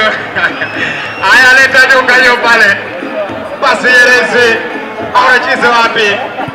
Haya, wanasema itakayoshinda wako tu. Haya, pembezoni pale Msingo, mwita Moses Atemba, anacheza wapi? Kwake Fred Konyango anakuja kugumruka hapa, jazi nambari 11 kwenye gongoza na rakali pale. Je, itakuwa nini? Tusubiri kona, itakuwa ni kona bila shaka. Langu jina ni Kasim Mohamed, kasisi wa soka. Siku zote na ubiri soka, watu wanaokoka wasiombi sadaka, lakini ukilipa si katae. Mashabiki wanazidi kusema nasi. Anaitwa Mike, anasema kutoka G9 ayuko ndani. Kona hii tuone kama itakuwa inazaa matunda yoyote. Kijana Harrison Amalemba atakuwa anarembesha kona ile. Amalemba huyo anaweka kwenye kitovu cha kona, piga hatua chache nyuma, anapiga bismillah. Tuone kama itakuwa inazaa matunda yoyote. Analeta, wanakataa mabeki hawa wa timu ya St. Joseph. Anakimbia pale jazi nambari 11 kwenye gongoza. Au anacheza wapi hapa? Kijana mwite Gabriel Silale. Piga pasi Nyerezi. Anakuja pale Atman. Piga hatari. Kizaza. Gerisha ya kwanza. Bado wanakataa dakikatari. Wanao sasa Msingo. Anakuja jazi nambari 13. Mwite Arnan. Lakini bado senta refari huyo mwite Simon Ogaka na polisi kipenga anasema ni madhambi. Mawili kwa mawili hapa. Toto wamekabana koo wote, hamna ambaye amemzidi mwenzake. Haya, piga tu chache beki yule, tukua na mwite Sifuna, analeta juu kwa juu, hatari pale goalkeeper anatupa ngani, ndio urefu inasaidianga sasa kama nyani kwenye mgonda. Nasema basi ni chakula chango. Tukua naanza goalkeeper huyo mwite Jeremiah Majani, analeta juu kwa juu pale, para za kichwa na Brakani, hatari gogo bado kataba na Katari, piga pote, bado wanarudi St. Joseph, anacheza pale hatari hivyo dada. Goalkeeper para sema ni chakula changu. La haula wala quwata, kazi ipo. Haya taratibu, jazi ya Marisaba anapiga makasia pale na Brakani, wanakuja vijana wa timu ya St. Joseph, piga pote hapa, kijana mwite Shikutwa Benson, nasema ataki masihara, piga kisigino inakubali. Kijana huyo mwite Kante huyo kimena zaidi mwite Elviso Cheng, anapiga pasi pale, wanao sasa vijana wa timu ya St. Joseph mwite Katoke Kwanye, bado wanakataa tena Msingo, jazi nambari 5 kwenye gongo zapa, kijana mwite Irani Mushinde, wanawahi tena St. Joseph, jazi nambari 9 kwenye gongo za. Haya, anacheza wapi? Katikati kwa Kitwara, Gereshana ndio mchezaji wa wili, anajimudu pembezoni kushoto, analeta pasi juu kwa juu, na Magari Torisa, hatari bado pembezoni, geuka, tisha, pembezoni kulia, wanakuja, Joseph, hatari, pale, bado, Kizaza, Geresha, ya kwanza, analete, baba kidogo, bado, kichwa. Kazi ipo hapa, kama ni tamu mmoja tu, usije ukatema. Haya, Geresha kwanza, pili, piga kisaido, wanakuja Sendose,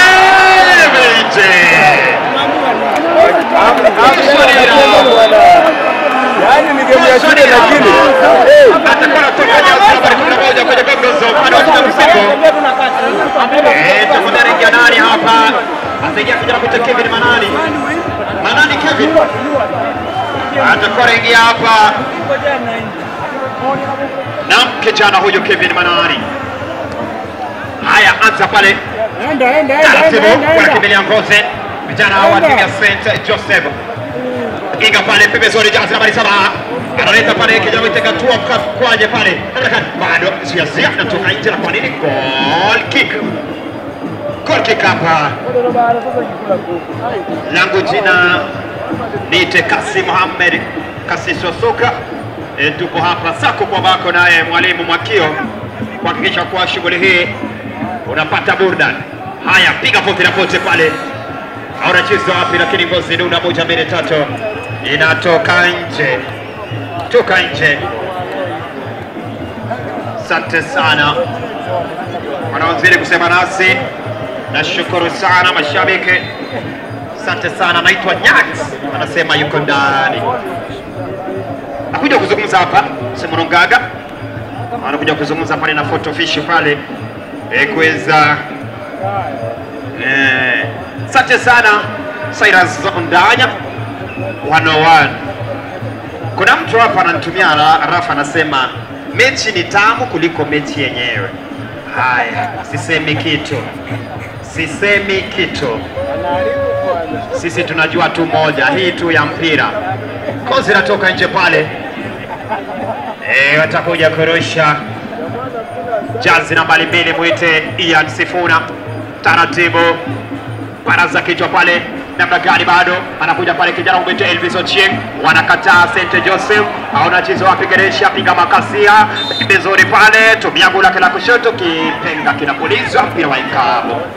Asante sana wanakisi hot seat kiongozwa naye Horace Bwako wako ndani. Asante sana mashabiki wote wa Shabana wanasema wako ndani. Asante sana mashabiki wote wa United wanasema wako ndani, wa Arsenal wako ndani, wa Chelsea wanasema wajui, wanasema wajui kama wako ndani ama wako nje. Haya, piga juu kwa juu, anacheza wapi? Kichwa kinaita. Hawa ni vijana wa timu ya St. Joseph. Inga pembezoni pale, bado anacheza wapi pale? Msingo. Asante sana mwalimu Meja, hatari pale,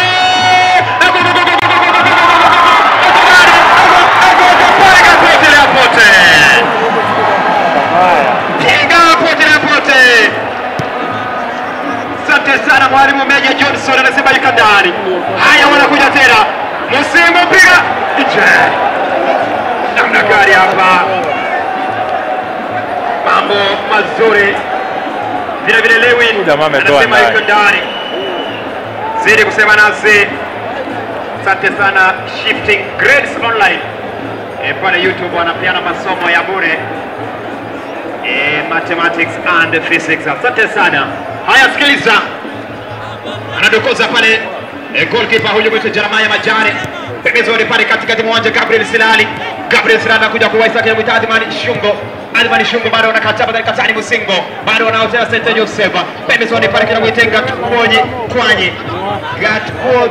kwanyi pale anao Geresha ya kwanza, namna gani piga pasi, wanakataa badala katani hapa. Jazi nambari 15 muita Moses Atemba, anza pale nyuma kwa Kimite Shikutwa Benson Shikutwa, leta pale za kichwa kijana muite Mavira Ashundo, namna gani juu kwa juu pale piga kichwa, wanakimbilia Ngozi hapa vijana wa timu hii ya Musingo, anakuja wango anazuia Ngozi inatoka nje na kwa ni mpira mroisho. Kama tamu ni tamu, kama tamu ni tamu waise. Mumunya tu, usije ukameza, utamu utaisha. Anza pale, piga pale Bakasia, analete chasi nambari 6, kijana mwite Austin Oluoch, wanakataa wana St. Joseph. Kijana mwite Alfred Ogola anapiga pale pembezoni kwake, imeteka tuponye kwanye, hatari pale, kimbilia ngozi, zuia ngozi toka nje, mpira wa ikabu, watafaidi vijana wa timu ya Musingo. Wanasema football is the second sweetest thing on earth. Yani ni kitu cha pili kitamu duniani. Cha pili mimi najua ni chakula. Wengine sijui Recho anajua gani. Aruta Recho sijui anajua ni kitu gani cha kwanza tu kitamu. Haya pembezoni, zuia pale. Namna gani? Lakini wanakataa. Horace Gwambo yeye anasema ni pesa. Pesa tu. Haya, leta pale, kichwa kinaita, lakini unakataa. Bado pembezoni, Geresha, piga Bakasia, anakuja pale, hatari, geuka. Hawa ni vijana wa timu ya Musingo, mwita Malemba, pembezoni pale, Geresha, jazi nambari 7, Kante huyo, hatari pale, namna gani wanakataa.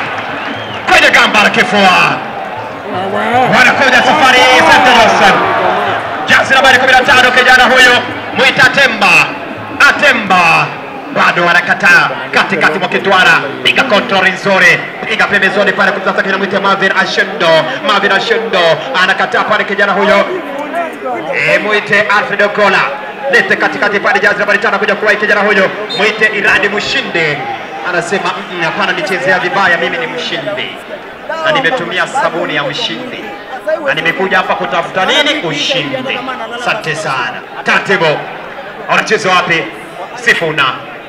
Kwa jazi nambari 6 Oluoch cheza kwake Shikutwa Benson. Ngozi na duna 1-2 natoka nje, watakuja kurusha Musingo. Asante sana. Sifuna. Rusha pale taratibu. Wanacheza wapi? Anakuja wangu jazi nambari 10, kijana mwita Kevin Manani, lakini bado wanakata badali katari hapa. Anaanza kichwa, anakata Benson, hatari. Fanya ajizi hapa. Nataka kufanya ajizi, na siku zote ajizi ni nyumba ya njaa.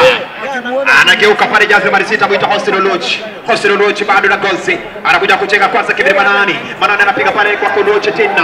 Oluoch anacheza pale kwa jazi nambari 9 Amalemba Manani pale namna gani? Kevin Manani anakataa mabeki hawa timu ya St. Joseph. Anakuja mwita Rickson Simio cheza juu kwa juu pale, goalkeeper anakuja wangu mwita Arnold Shivanti anachukua, anasema ni chakula changu.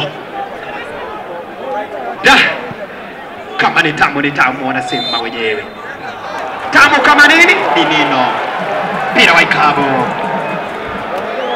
Kwa mbali namuona mfawidhi wa kaunti mwite bwana Fred yuko ndani.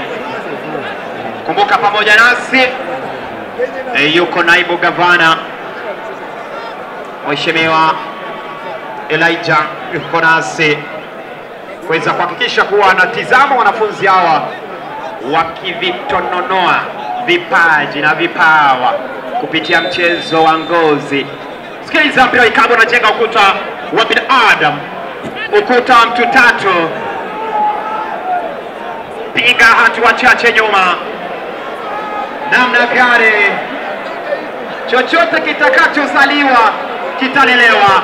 Leta kipa na pangua, kimbilia pale, nyaka lala yoma, kisha nyanyuka. Hapa hapana mchezo. Usije ukamtuma mtoto dukani, huenda akakosa goalkeeper hivyo chini. Aziz, bila boli umepigwa hapa. Shot imemvuta imegonga tu. Yake. Tobwe. Fataki. Amegongelea hapa. Goalkeeper akasema hapana hapa. Lazima nipangue kufa kupona hapa, nimekuja kupigania timu yangu. Mawili kwa mawili bado. Kipindi cha pili. Kipindi cha lala salama. Lala kwenye mkono wa buriani. Lala kwenye mkono wa buriani. Na basi wenzangu walikuwa katika volleyball wasichana, itakuwa repeat of last final. Kesogon versus Kwandanze. Itakuwa hivyo. Kesogon ameshinda mechi yao dhidi ya Soweto kwa serikali kwa sababu ya Luguru. Wazazi wameshazoea serikali pamoja. Hapo finali itakuwa Arab University Finals na Arab University Finals at East Africa in Rwanda. Asante sana mkakati hilo kutoka kwa mhakiki wa soka kwa Mateo kwa ya habari ya nchini kwenye viwanja mbalimbali kwenye viwanja mbalimbali. Sikiliza kwa kipa amekwisha nyanyuka mwite Jeremiah Manjane. Jeremiah Manjane amekwisha nyanyuka. Haya, leta juu kwa juu pale, kichwa kinaita chake kijana mwite Shikutwa Benson. Shikutwa Benson anacheza wapi? Analeta pale wangu lakini namna gani pale goalkeeper mwite Arnold Chibanchi. Nasema ni gozi rahisi sana kwake. Haya, anza juu kwa juu, namna gani anakuja pale Ngoro Kante lakini kataa. Anakuja kwa Ijazi nambari 6 kilomita Austin Oluocha. Oluocha anapiga pale lakini anakuja kwa Erickson Simiyu. Wanao sasa St. Joseph, piga kichwa kinaita chake Sifuna. Haya, pembezoni. Namna gani pembezoni pale kushoto. Anakuja Jazi nambari 8 kilomita Adman Shungo. Adman anamucha chini bado. Wanakuja safari vijana wa timu ya St. Joseph. Anakuja kugomba kwa kijana mwite Steven Monika. Steven Monika cheza kwa Jazi nambari 7 kilomita Kwanyi anakuja pale pembezoni pale kushoto. Kimilia Ngozi juu kwa juu, dunda 1 2 3 toka nje, utakuwa ni mpira mrusho. Takuja kurushwa hapa. Na vijana wa timu hii ya Yusufu Mtakatifu ambaye tuone kama tasalia kuwa mtakatifu au mtukutu. Tuone kama utakatifu wao utakuwa unasalia au ni utukutu utakuwa unaanza. Haya, leta pale, piga na kiona kataa. Vijana wa timu ya Msingo Amalemba naleta pale, goalkeeper anatulia, tumia pale gulake, leta piga pote na pote. Anasema ni heri fedea kuliko lawama. Aya, basketball girls finalists for tomorrow. Girls, Butere will play St. Joseph's. Basketball girls finals, Butere girls versus St. Joseph's. Asante sana, ni kama hapa Butere wanazidi kushamiri pande zote. Asante sana, kumbuka basi. Haya, sikiliza hatari, Dabrakani bado anakataa badali katari. Piga juu kwa juu, lakini refa anapuliza kipenga. Kumbuka CEO wa Creative Jenga Afande Moses yuko ndani, anasema anafuatilia moja kwa moja. Anasema basi sadaka itafika kwa kasisi. Asante sana Afande Moses kutoka Creative Jenga, anasema yuko ndani anafuatilia. Mchezaji huyo final for boys, basketball 03. Sawagongo versus Friends School Kamsinga. Asante sana muhakiki wa soka. Asante sana. Haya, geresha kwanza pale, analeta juu kwa juu, goalkeeper huyo Mwitanode Chibanchi. Nasema hapa sikuachi. Chibanchi hapa anasema sikuachi. Taratibu, Dabrakani pale Amalemba. Pembezoni pale Amalemba anazanzuka. Amalemba. Tulizana zidiwa maarifa hapa, ngozi natoka nje. Inakuwa ni goal kick.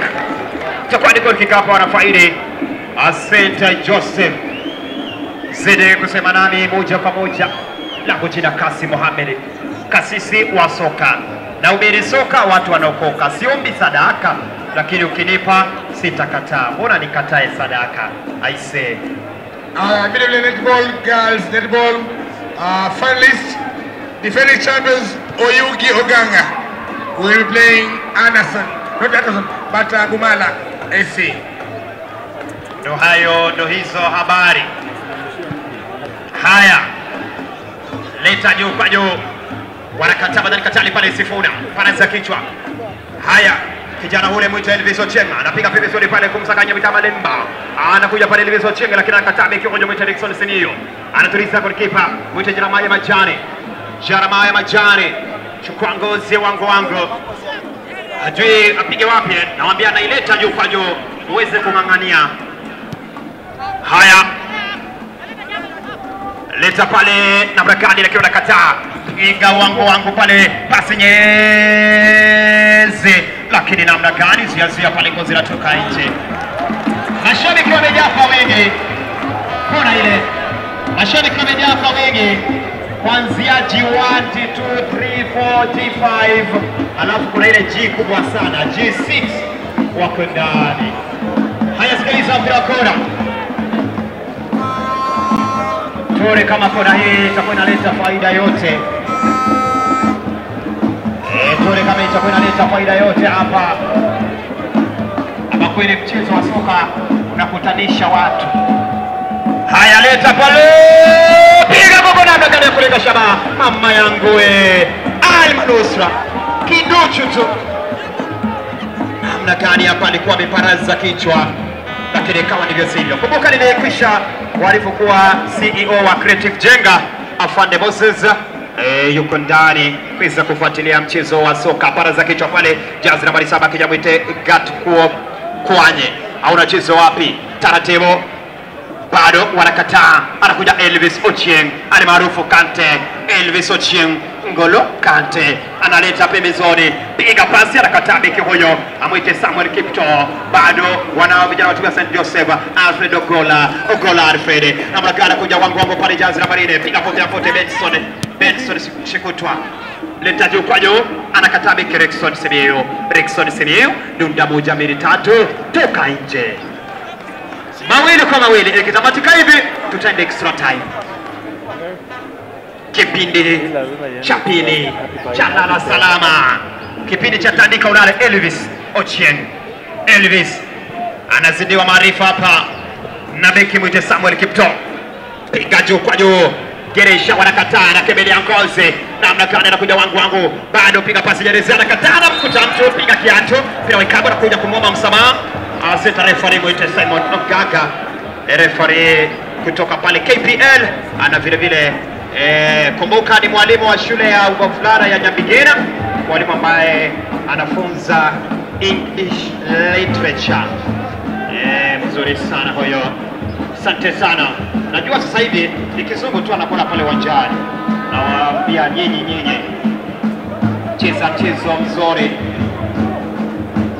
Pia Waikabo unashika Hamza Kimbo, mchezaji huyo wa timu ya St Joseph, anawaambia wenzake, mimi nalete muunganishe, mimi nalete muweze kuunganisha. Kijana mwite Rexon Simiyu, atakuwa anatumia goli lake la kushoto, analeta hatari kwa namna gani hapa. Rexon aliwaambia mimi nalete, unaunganisha. Namna gani Chambilechu bwana Mwakio alisema kuwa mpira hujui mgeni au mwenyeji hapa, yeyote anaweza kuibuka mshindi. Haya, paraza pale, kijana mwite Elvis Ochieng, piga pembezoni, Geresha geuka, kijana mwite Manani, Kevin Manani, namna gani hapa, kosi natoka nje, takuja kwa icon kipa mwite Jeremiah Majani. Asante sana. Kilangari wanafunga bao kule ujuu, inakuwa magoli mawili, Highway Kilangari moja. Pande mwingine kumbuka basi Highway timu yake Humphrey ya Roko mawili, Kilangari moja. Kumbuka Roko aliweza kucheka na wavu goli la pili. Highway mawili, njia panda ile. Haya, anza pale. Finali ya mwaka huu itakuwa tamu, timu zote zinaonyesha ubabe na ushindani mkubwa. Haya, pasi Jerezi kwani juu kwa juu, naruka pale kijana huyo mwite Elvis, bado katikati mwa uwanja kijana mwite Irade Mwishinde, lakini kibendera kipo juu. Alikuwa amejenga kibanda kwenye ardhi ya wenye pasi na idene, kisha rombeza offside ile. Tutakuja kuchezwa upya naye Jeremiah Majani, anaweka kwenye himaya yake, anawambia wale washambulizi, mimi naleta, unaweza kuunganisha, naleta rojo pale, paraza kichwa kwa kipa naye mwite Arnold Shivachi. Anza pale na Brakari anafanya masihara, kozi natoka nje, itakuwa nini? Anasema tuone utakuwa ni mpira mrusho na utakuwa ni mpira mrusho. Haya, taratibu pale, namna gani pale, ngozi inatoka nje tena, utakuwa ni mpira mrusho. Kipindi cha lala salama, kipindi cha lala salama hapa. Dunda 1-2 19, kijana mwitesi ni Rickson. Rickson analeta, piga kichwa juu kwa juu. Dunda, goalkeeper anakuja, namna gani goalkeeper ananyaka, bado namtoka tena, ananyaka, anasema ni chakula cha mawili kwa mawili. Huenda tukashuhudia tena ya Mazidani, lakini bado it's not yet over until it's over. Chochote chawezekana katika mchezo wa soka, hata sekunde ni ya muhimu sana katika mpira. Siku zote mpira udunda, mpira utumia sekunde moja kudunda. Haya, Oluoch piga pembezoni pale, anakata kijana huyo mwite Shikutwa Benson. Sifuna au anacheza wapi? Cheza kwake Oluoch, kwake Elvis. Elvis anakuja na Bakari. Elvis anapiga cha kwanza. Elvis bado zidi, wapiga pote la pote Kambirani. Namna gani hapa kijana huyo Elvis, kijana huyo Elvis anakata badane. Katani anageuka, bado kata, ngozi inatoka nje. Kijana huyo Elvis cheza pale, cheza ngozi safi kama vile anavyocheza Lamine Yamal. Haya, tutakuwa ni mpira kucheza upya pale. Kumbuka St. Joseph mawili, kadhalika Msingo mawili, lakini kumbuke zaidi kuwa lazima mshindi atapatikana hapa na pale chini. Basi tunasubiri tuone nani. Haya, taratibu pale, jazi nambari 9, kijana mwite Amalemba Harrison, cheza kumtafuta kijana mwite Elvis Ochieng. Ochieng ni mchezaji mwiba sana kwa sababu yuko kulia, yuko kushoto. Oluoch cheza pasi pembezoni, kuna mchezaji kwa chini. Center referee Simon Ongaga anapuliza kipenga, anasema kwa utakuwa ni mpira wa ikabu, utakuwa ni mpira wa ikabu hapa. Uwanja huu, uwanja umeshamiri mashabiki, uwanja huu ambao unaweza kubeba mashabiki takriban 1040. Na uzungumzia uwanja huu wa Gusii. Tumshukuru sana gavana wetu Paul Zimbarati kwa kuweza kuhakikisha kuwa uwanja huu unaweza kuwa kwa muda ambao unaofaa ili kuweza kuandaa mashindano haya ya kitaifa. Asante sana. Nakumbusha kuwa wanakisi hot seat wote wapo hapa. Kakamesh,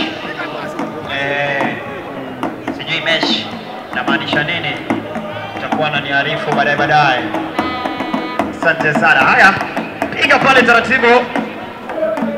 Jazi nambari 9 upande huu wa timu ya St. Joseph kinatoka nje. Vile kuna shabiki anaitwa Mali lakini hana mali yoyote. Ajabu hayo. Haya, sikiliza, tutakuwa naanza golikipa timu hii ya Msingo Arnold Shivachi. Wanasema siku zote jina haliendani. Lete na Marekani bado kijana mwite Elvis Geresha. Elvis analeta Marekani hapa, ndio unatoka nje. Wanasema majina haliendani, lakini kuna mahali majina yanaendana. Ukiitwa Aisha, huenda kazi yako itaisha. Ukiitwa Msalia, huenda ukasalia. Asante. Lakini ukiitwa Mali bila mali, aisee. Haya, kizungumkuti. Sikiliza, tutakuwa ni mpira kona, kula kushoto. Kijana huyo atakuwa anadukuza. Sikiliza, analete juu kwa juu. Ameunganisha kichwa lakini hakuweza kulenga shabaha. Hakuweza kulenga ile shabaha. Asante sana mashabiki kwa utulivu wenu, kwa kudhimisha amani. Asante sana. Kumbuka kuna vituo mbalimbali ambavyo vinaweza kupeperusha mechi. kuna Kangwana Media, kuna Sipen TV, kuna Etaya TV, kuna Tawi. Dakika 3 zinaongezwa. Timu ya Muzingo inazo dakika 3. Timu ya St. Joseph inazo dakika 3. Kazi ipo. Ama kweli kazi ipo hapa. Tuambizane ukweli. Hatari pale na kali. Bado nje. Amesukuma tebwe. Kulenga shabaha. Hakuwa merenga shabaha hapa. Weka kwenye maya yake. Ikitamatika hivi tunaenda extra time. Haya, sikiliza. Ananyanyua juu kwa juu. Paraza kichwa kinaita pale. Tuliza pale jazi nambari 7 huyu vile mwite Katoi Kwanyi. Piga kina kata hapa kijana huyu mwite Shikutwa Benson. Chiza pale kwake Oluoch anamtafuta Benson Manani, lakini kijana mwite Manani Kevin, lakini bado anakataa goalkeeper huyu mwite Jeremiah Majani. Kosi natoka nje, itakuwa ni goalkeeper tunaanza. Vijana wa timu ya St. Joseph. Kipindi ama dakika za mwisho. Tayari 90 zimekamilika za ushe, ndizo tunaendelea kupiga. Tuone mambo yatakavyokuwa huko chini. Mambo yakitamatika vile yalivyo, basi tutaweza kumjua ni nani atakaye ingia kwenye finali. Haya, leta juu kwa juu, paraza kichwa, anakata dakatari, anakuja Kevin Manani anageuka Kevin piga pasi, amna mto, anakataa beki mmoja wa Jackson Simiyu pembezoni pale, anakataa paka yeye Sifuna, bado wanakaribia St. Joseph. Hatari kisasa na Marekani, Tuliza hatari, wanabisha, piga chenga ila Komare hatari ipo kisasa, piga kona.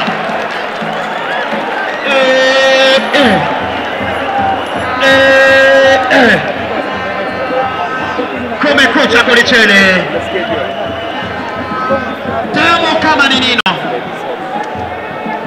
kama ni nino hii. Haya, sikiliza, analete hatari, anaanguka nayo.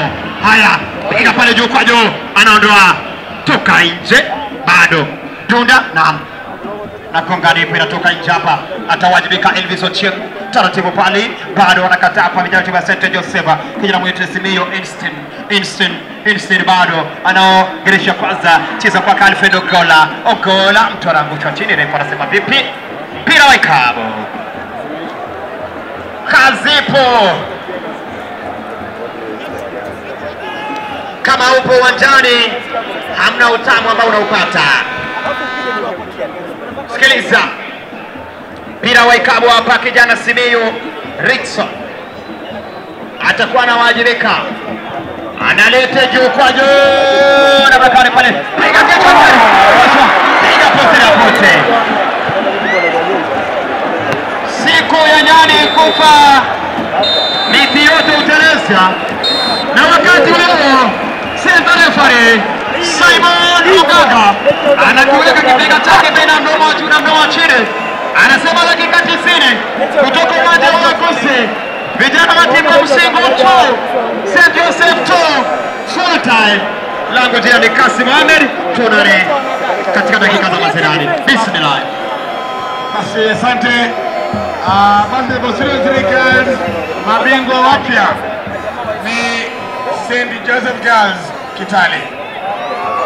Ni mabingwa wapya kwa basi Bosirikan. Mechi ishakamilika. Haya, DJ tupate muziki.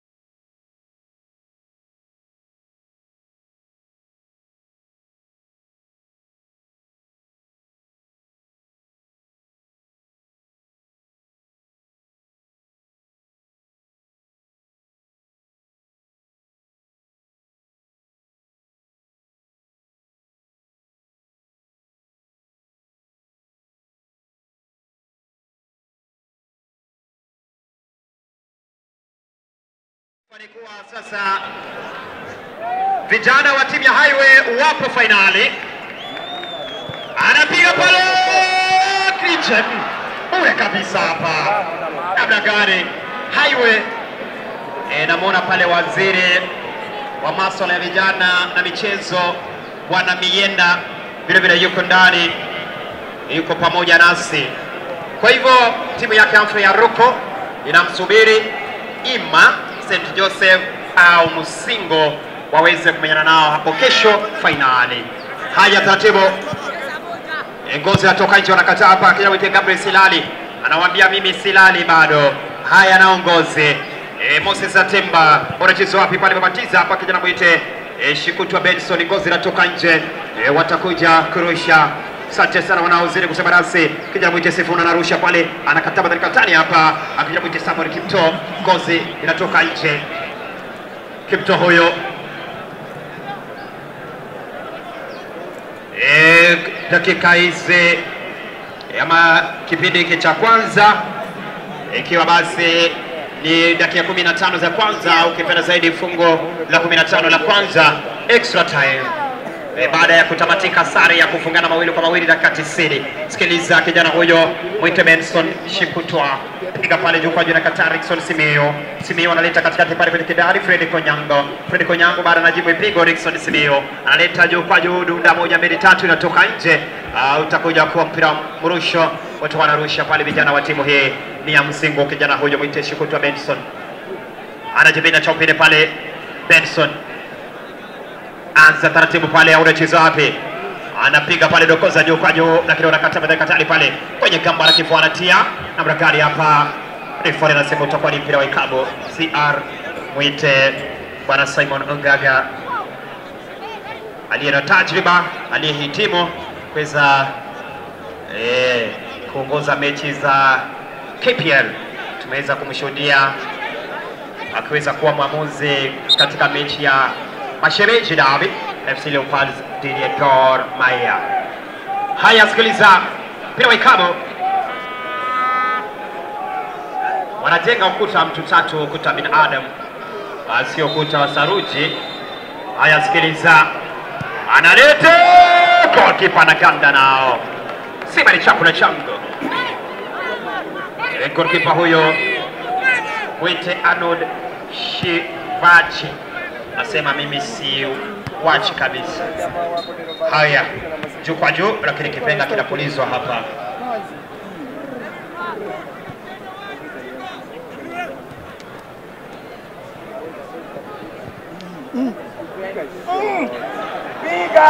Haya, shambulizi kule anafanya huko, inakuwaje? Wanakosa, piga fataki. Wanakosa kule, anakuja tena huyo defender, lakini unatoka nje ule.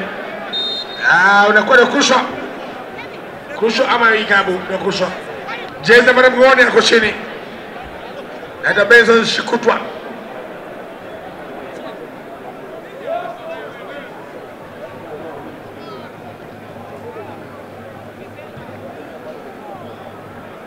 Bado mchezaji kwa nje kule Shikutwa.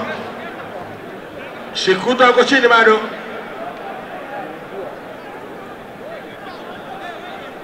Kwa hivyo Utere Girls wanapeleka timu mbili za basketball 3-on-3 and 5-on-5 East Africa.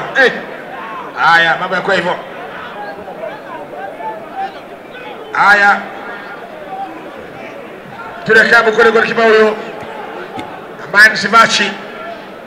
Kipindi cha kwanza extra time, piga nzito kwa mbele kabisa huko. Anakimbia kule kisamburi kule ambani Amalemba piga toka kule, fataki hapa. Anatoa fataki, lakini ndio hivyo, kipa anazuia. Wanaanza sasa kule kwa nzuri, unatoka nje. Kwambia hapa kuna kazi hapa. Sibele choka Kajose kwamba kazi ya mte kazi na kazi, shughuli ya mte shughuli za shughuli. Wanakuja kule naona kwa Sifuna anakusha kule Ngozi ni Sifuna.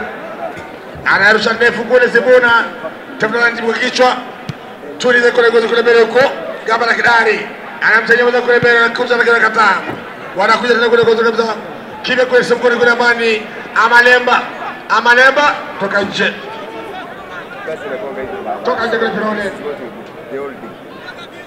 Chakala kushwa anamacha Sifuna. Anamacha Sifuna hapa kuja kusha kwa zile. Sifuna anaangusha kitu ndani ya box. Ndio rusha ndefu inakuwaje kichwa anaondosha Darile. Kichwa bado anakuja huko nyuma. Safi anakuja wanaondosha ule uchafu bila shaka. Kuja kule nyuma tena huko kichwa ndoko moja nzito inakuwaje anaingia kule kwa kabisa anaondosha Darile. Wanaanza tena kwake meza kwa kushoto 18 mguuni. Anapara kule chini kabisa angalia wapi. Piga ndefu ndosha ule uchafu. Kibia kwa mbele kabisa huko. Jibwa kichwa kwa captain. Wanaanza tena. Inakuwaje? Anaonawa.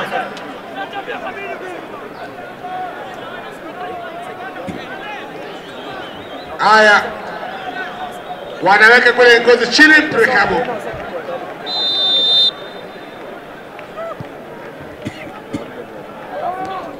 Kichwa huko inakuwaje? Wanakataa hapa. Kichwa wanaanza tena. Anaonosha kule Sifuna afanya kazi hapa. Dosha Darile huko. Wanaanza tena. Kiba peke yake. Wanaanza kontrol kabisa na Jamili kweli. Anapiga ndefu. Zuie kule zile. Anaangalia piga wapi. Piga ndefu vile mfatake. Wanakataa. Kipindi cha kwanza extra time. Wanaanza kule kapteni mwenyewe. Wanaanza tena. Nusra bisa kule hivyo wanaanza tena huko kisha Safi anakimbia na huyo lakini wanawacha unatoka nje.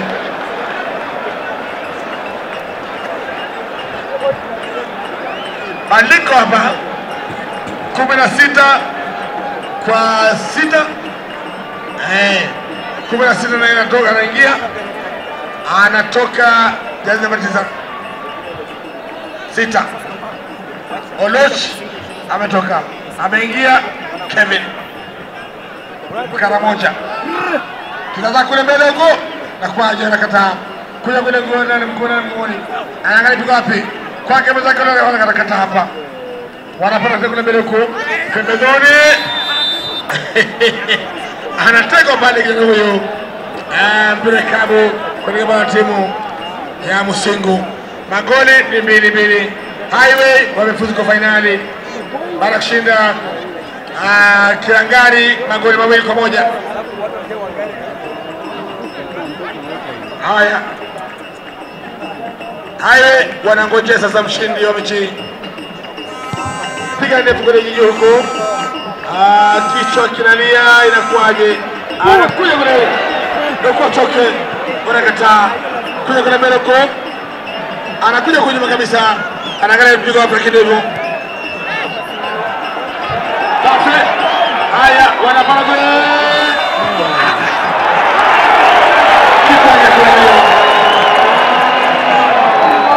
Kipanga kinalia. Kipanga kinalia.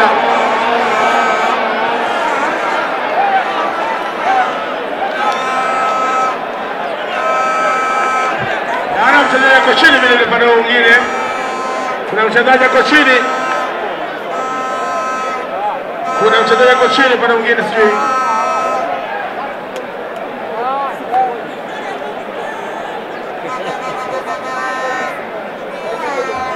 Ako chini mchezaji huyu. Sijui kwendaje, sijui sikuona.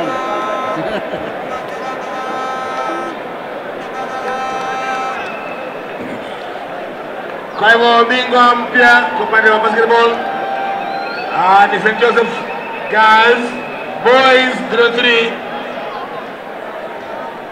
ni Friends School Kamsinga. Finali ya kesho volleyball kwa wasichana ni marudio ya finali ya mwaka jana kule Kakamega na vile marudio ya East Africa kule Huye Rwanda.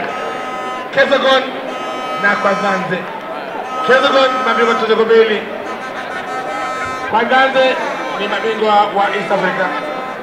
Kenya walishinda kule Kakamega, kwenda Rwanda mambo yakabadilika. Kwa Nzanze wakashinda.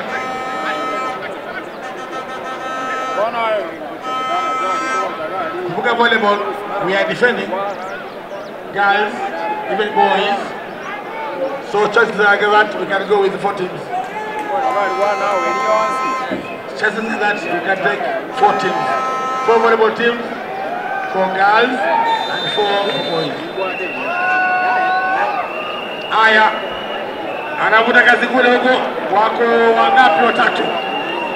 Tugoje tuone. Fataki nje. Hivyo. Hakulenga ndani, kalenga nje.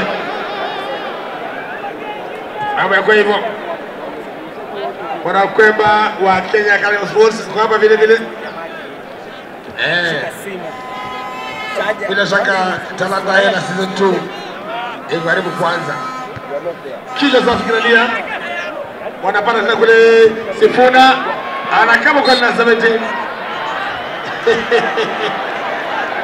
Sabi Oganga anasema tunaenda ni bila kabu. Bado kupita kwanza extra time. Magoli bado ni mawili. Makocha zote wawili wako pale. Mwinamo ako pale, alikuwa kocha wa Kakamega, lakini Kakamega siku hizi walipotea. Mr. Kibengo alikuwa sekando kwa kitambo, siku hizi alikuwa St. Joseph's. Mama kwa hivyo. Nakumbuka zile miaka coach Kibengo alikuwa St. Anthony's na Mayoyo alikuwa Mombasa High. Wanapatana finali. Miaka hizo. Vile Mayoyo akaenda kule Mivumoni. Tena akaenda kule Tononoka. Haya. Inakuwa ni goal kick. Piga ndefu kule kwa kibao huyo. Kichwa kinalia. Kichwa pia bado. Dosha zalile. Gabala Kidari. Dosha kule huko. Tulizo kichwa kule mbele. Inakuwa ndefu. Anakuja tena kule kichwa. Nguvu mpya. Kwake nani katika uwanja. Wanaanza tena kule kichwa huyo. Giza kulake captain mwenyewe. Anapata kule mbele kwa chenga moja, chenga mbili. Ananyang'anya huku bado na mpira. Captain kwake Sifuna. Sifuna kichwa kule mbele kabisa kinakwaje? Wanaondosha ule uchafu. Kichwa nakosa. Anaingia kule kichwa. Inakwaje? Ile kule kile. Haya, wanaondosha tarile. Wanakuja kwanza kule captain.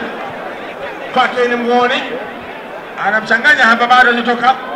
Geresha moja, geresha mbili. Wanakuja tena kule kule. Piga moja lakini kwaje? Inakuwa ni kona. Inakuwa ni kona. Burdan tosha. Burdan safi hapa. Haya. Sikiza mna kona hiyo. Jezi nambari 10 Mngoni. Rickson Simiu.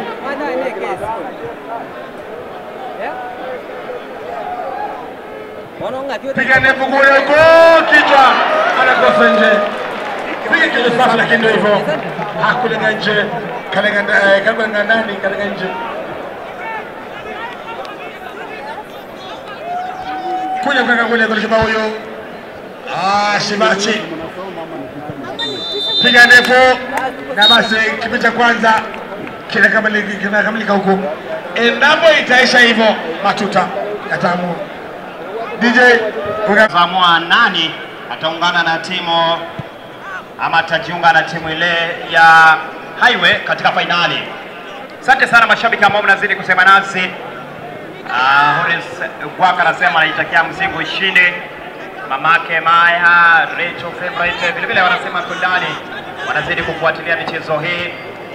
Asante sana. Haya, sikiliza hatari kwa kipa anakuja na sibali chako na changu mwite Jeremiah. Haya, taratibu. Anao jazi nambari 9 anageuka para unachizo wapi bado katikati mwa kidwara. namna gani pale. Hawa ni vijana wa timu ya St. Joseph. Shadrack Boy pembezoni pale kulia, anakuja taratibu, namna gani mtu anakuatuliwa pale. Refa anasema ganga mara twende pembezoni pale, kozi la dula 1 2 3, bado haijatoka nje, wanalete namna gani hatari, lakini bado ngozi inatoka nje. Refa anasema vipi, itakuwa ni ngozi ya kuchezwa upya. Asante sana mashabiki wote ambao wameweza kufika ndani ya uwanja huu. Kumbuka basi timu ya Shabana ilikuwa na mechi ya kirafiki na Mofa, ambapo Shabana imeweza kushinda magoli 2-1 mechi hiyo ya kirafiki. Asante sana, ambayo ilikuwa inachezwa Shabana dhidi ya Mofa. Haya, taratibu hii nimetangaza kwa faida ya mashabiki wale wa Shabana. Haya, kwenye gamba la kifua wanacheza wapi? Bado wanakata badali pale, geresha chini kwa chini, refa anapuliza kipenga. Mwite Simon Ongaga anasema utakuwa ni mpira wa ikabu. Mpira wa ikabu utakuwa anaanza pale, kijana huyo mwite Stanley, piga tu chache nyuma pale, hana haraka yoyote. Utakuwa anatumia goli lake la kulia na leta rojo pale, namna gani piga pale, namna gani kiona kata pale katani, wanaondoka kwenye kichwa, hatari bado anakataa pale. Jazi nambari 5 mwite Iradi Mshinde alikuwa mwandama hapa Kevin Manani, ngozi kamzidi kasi, katoka nje. Sema ni heri fedheha kuliko lawama, asije akalaumiwa baadaye. Kesho ni finali tamu tena zaidi. Mpira wa ikabu wanaanza haraka pale, vijana wa timu ya St. Joseph. Alfred Ogola analeta pale kwa Sadoko, anakataa hapa. Kijana mwita Malemba anaukwatua, unacheza wapi? Mtu anangusha chini, refa anasema koma ise lete. Goalkeeper anasema ni chakula changu hapa. Mwite huyo goalkeeper Arnold Shivachi. Taratibu wanao St. Joseph, piga pembezoni pale. Adman Shungo, geresha ya kwanza, bado wanakataa badai katani msingu hapa. Kijana mwita Austin Oloch katikati pale mwa Kitwara, bado wanakataa kwenye kitari. Jazi nambari 5 kijana mwita Mshindi anasema siku zote ninashinda, itakuwa ni foul. Anza haraka pembezoni pale, kushoto naleta pasi, piga kichwa, namna gani goalkeeper anasema ni rahisi kwangu, sema hii ni rahisi kwangu. Haya, naleta pale pembezoni, kulia anakimbilia kijana huyo mwite Kwanyi, lakini refa anasema namna gani pale, ananyosha kibendera. Asante sana mashabiki kwa utulivu kwa kuzidi kutizama mechi hii. Haya, sikiliza kijana huyo mwite Kwanyi, tisha ya kwanza kijana namna gani hapa, wameleta fataki, lakini hapa wameleka shabaha. Hadi kufikia sasa fungu la pili na fungu la mwisho ikiwa ni 2-2, ikitamatika hivi moja kwa moja tutaenda mikwaju. Haya, chini kwa chini pale watakuwa wanaanza mpira wa mrisho na vijana wa timu ya St. Joseph almaarufu Jogo. Usiku ulitamka jina hilo vizuri, Jogo. Utapata umetamka chopo. Haya, sisemi kitu, kozi natoka nje. Asante sana kaka Mesh. Hilo jina kuna shabiki ananiambia inamaanisha wire mesh, sijui kama ni ukweli. Sikiliza mpira mrusho, ahora acheze wapi taratibu, lakini ngozi inatoka nje, atakuja karusha. Asante sana wana Kisi hot seat. Haya, taratibu juu kwa juu pale kamba la kifua, ahora cheza wapi? Kwa mbali tukiangalia mechi ya fungu la kwanza na mechi ya fungu la pili kuna tofauti kiasi, ile kasi imepungua. Haya, Musingo wanaongoza, kijana mwite Melon Stanley pembezoni pale, cheza kwake wete Marvin Ashiundo. Haya, geresha pale Stanley Stanley leta pasi hatari pale na gari hatari bado Kizaza alikuwa amekwisha meza. Jenga kibanda kwenye ardhi ya wenyewe pasipo na idhini yoyote. Pasipo na idhini yoyote hapa. Jenga, unajenga kibanda kwenye ardhi ya wenyewe, unakuja Kisii unajenga kibanda bila idhini yake naibu gavana, unaambiwa hapa hapana. Asante sana. Haya, piga juu kwa juu, akirisha kwanza pale mchezaji mwite Steven Monika analeta pale, anaondoa pale Ian Sifuna. Steve Armstrong anasema yuko ndani, hatari namna gani pale, lakini goalkeeper jakuwa pale referee anazungumza na yeye. Referee hapa anakuja kuzungumza na yeye. Mwamuzi huyo, asante sana. Hezbon Mochama anasema yuko ndani, vile vile Ronald Ogachi anasema yuko ndani, anafuatilia mchezo hii. Haya, sikiliza, ni mpira wa ikabu, wanafaidi timu hii ya Yusufu Mtakatifu St. Joseph. Sikiliza, kijana naleta pale, alikuwa ameleta vizuri hapa kijana Ubondo, lakini bado kambiwa ikitamatika hivi tutakuwa tunaelekea mikwaju.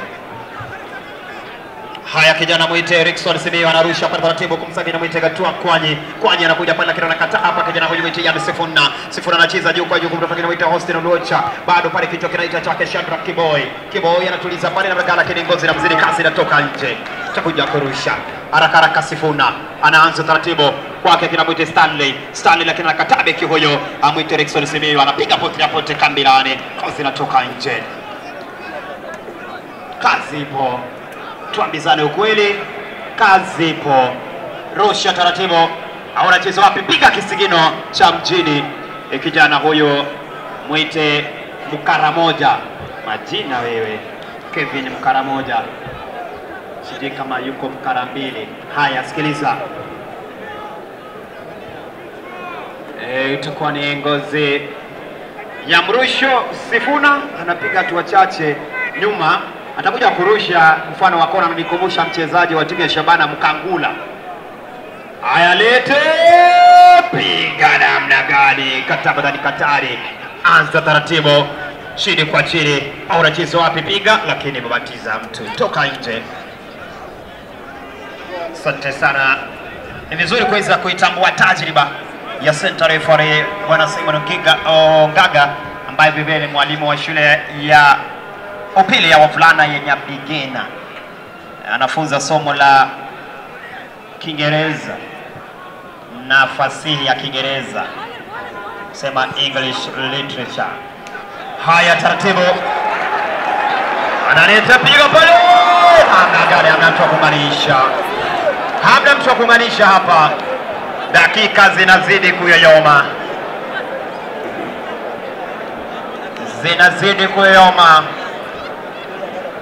Huenda tukashuhudia mikwaju ya kwanza katika semifinali. Tuone mama atakavyokuwa hapa.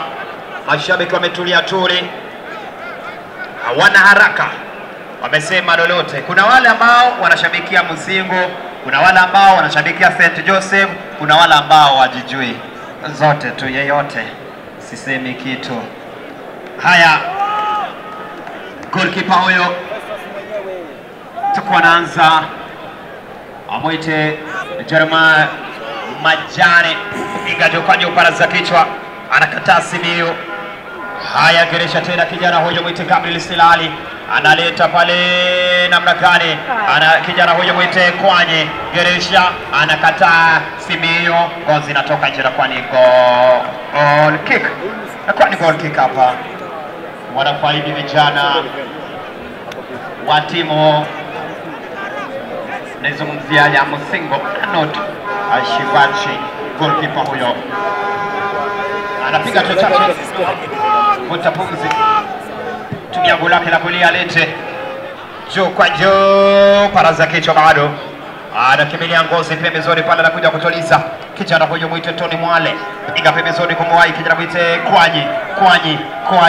Kwanyi, bado wanakataa. Kijana huyo jazi nambari 13 kwenye goggles anageresha ya kwanza ya pili pale. Jazi nambari 16 Karamoja, namna gani mtu anapewa kiatu pale, refa anasema vipi? Chezewa visivyo hapa. Malemba hapa anakubali kwenda chini.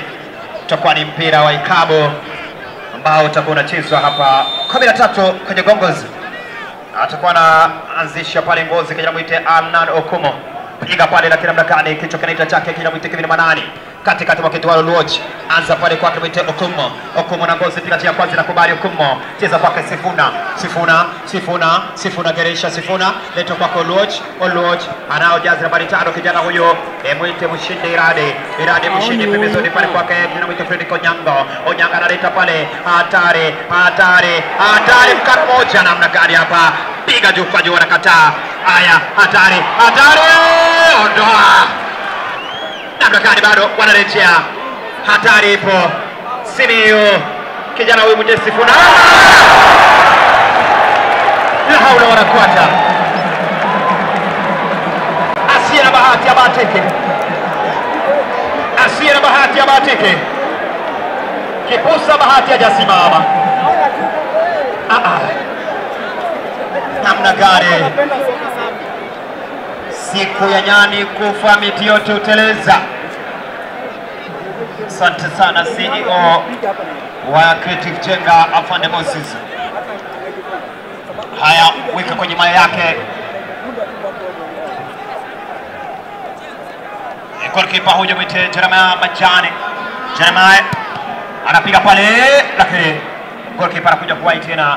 Majane huyo rudisha 1-2, chukua Ngozi, anacheza wapi, analete chukua juu na Brakari, piga kichwa, hatari bado, Kizaza kwenye lango, hatari, geuza na Brakari, kona lolote lawezekana katika mchezo wa soka.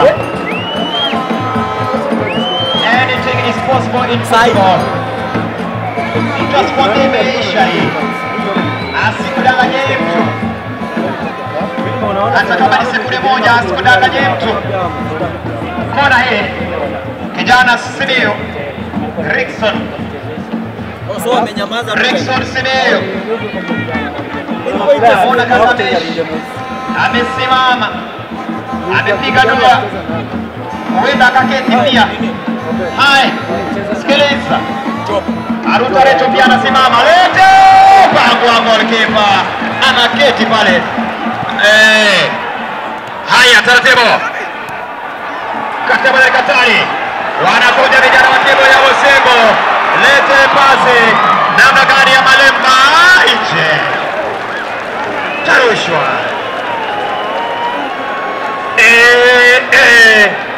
Raba Kajaja, kazi ipo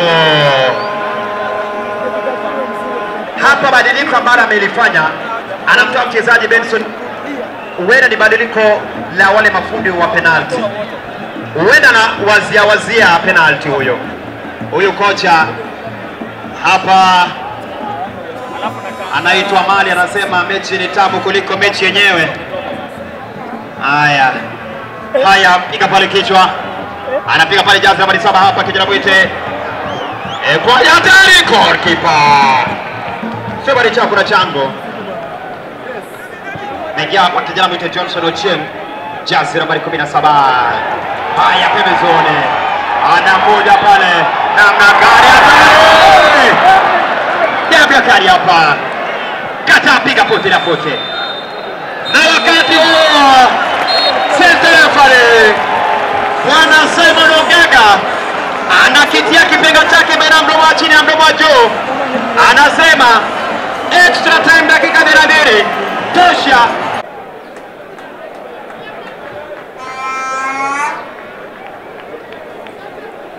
Watakuwa wanaanza Ima Yusufu watakatifu.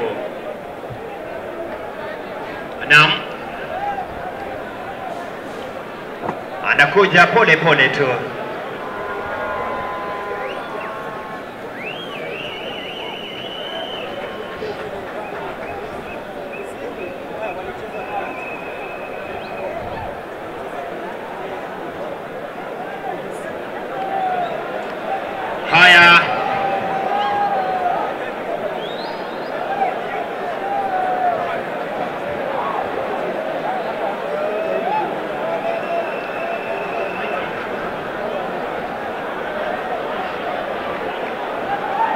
kijana huyu mwite Rickson Simeo, ndiye atafungua upigaji penalti. Anapiga, anashika Hamza Kimbo, anauangalia mpira, anapiga hatua chache.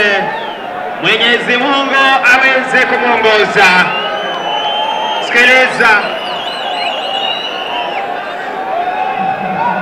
anapiga pale,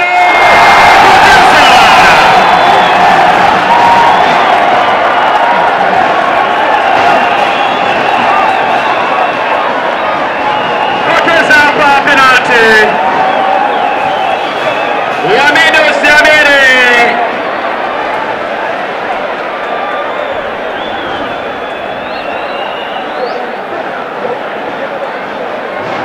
kijana huyu jazi nambari 29 poteza pale.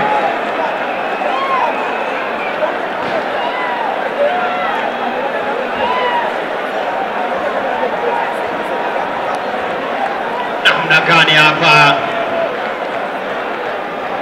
lakini anapewa moyo na wenzake, anasema haya. Jazi nambari 16 na kijana Kevin Mukaramoja, Mukaramoja huyo, nguvu mpya. Shika Hamza Kimbo, Mukaramoja dhidi ya Majane. Mukaramoja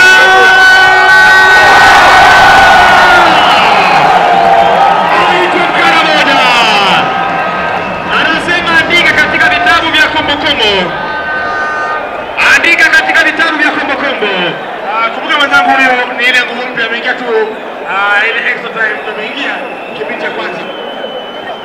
Huyo anaitwa Mukaramoja, huyo hataki masihara, anasema mimi ni Mukaramoja, nilikuja kwa kazi moja, kuweza kushinda, hamna lingine.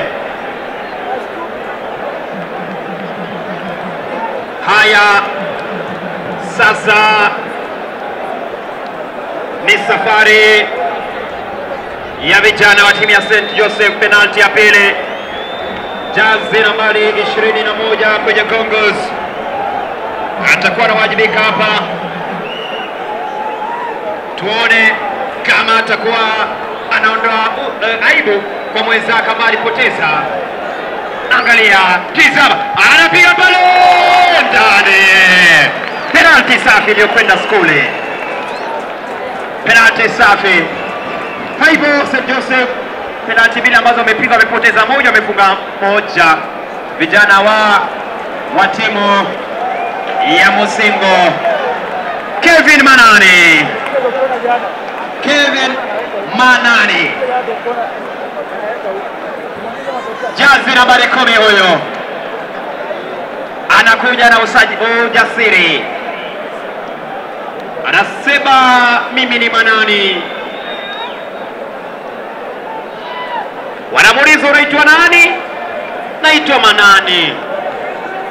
Weka mpira kwenye maa yake, gulake la kushoto. Gula kushoto, kupoteza penalti sio rahisi. Gula kushoto, Manani anaitwa Kevin Manani, piga pale Manani. Anamuuliza golikipa Jeremiah Majane, eti unaitwa nani? Majane. Anamuuliza ukiondoa Mane itakuwa nini? Nitaitwa Jane. Napiga bao pale.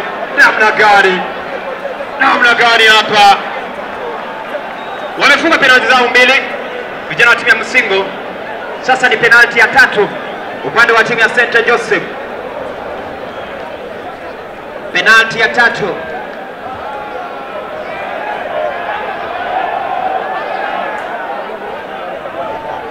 Kumbuka sasa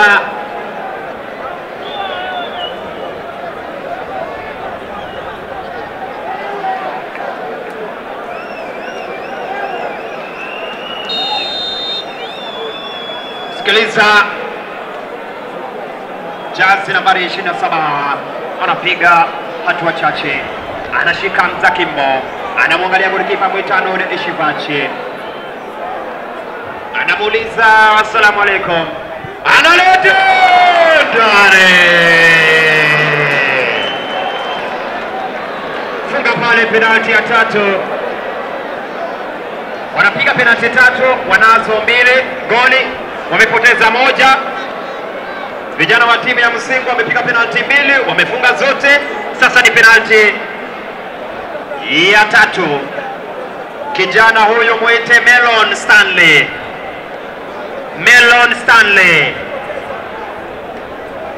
anakuja tu taratibu, anajua uwezo wanao, wakifunga zote wanao uwezo. Melon Stanley, asante sana DJ kuwa na wimbo wake Rojamila Pape Kale ama Pepe Kale tayari. Mashabiki wameomba. Haya, sikiliza kijana Stanley Melon anamwangalia goalkeeper Jeremiah Manjane, anamuuliza mbona jina lako liko na ma. Melon Stanley Manjane, Stanley huyo, Melon huyo anasema lazima niweze kufunga. Sasa wanafunga penalti zote tatu ambazo wamezipiga Msingo. Wanazifunga penalti tatu zote wamezipiga Msingo. Sasa ni vijana wa timu ya St. Joseph's. Penalti ya 4. Kumbuka kati ya tatu ambazo wamezipiga wamepoteza moja.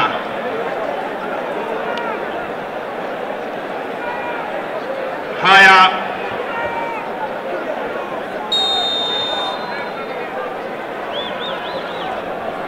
unacheza wapi?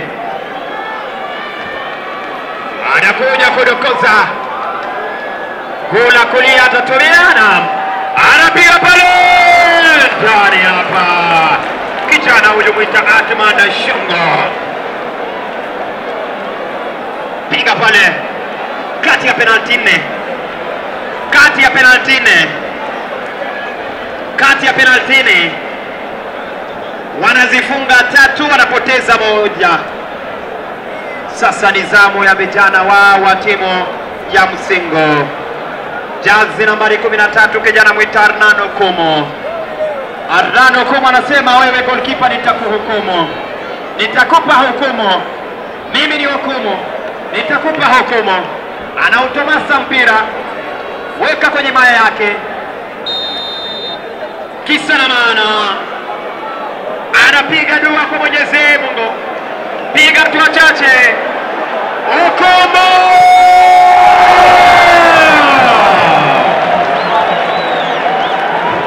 Funga penalti ya 4. Sasa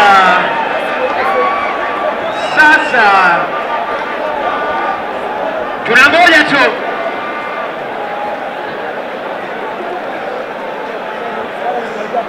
vijana wa timu hii ya St. Joseph wapige penalti ya 5, wafunge wasifunge. Vijana wa timu ya Msingo wakifunga ya 5 kwisha. Sikiliza, anakuja taratibu hapa, anatembea kama mtu amekufa moyo, sijui mbona anatembea tu taratibu. Jipe moyo, jipe moyo. Haya, taratibu anauchukua.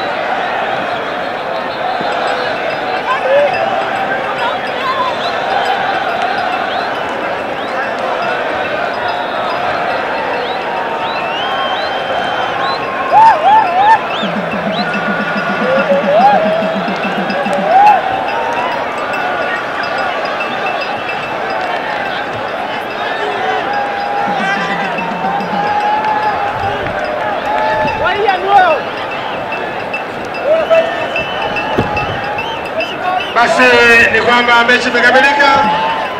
Kesho fainali Musingu watacheza na Highway, Jobo watacheza na Cyprus na Churangari.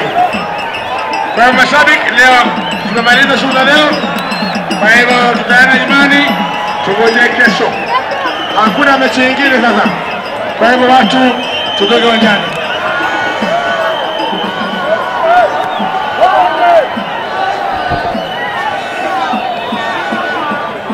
Haya, tutoke uwanjani, tutoke uwanjani, tutoke uwanjani, tutoke uwanjani.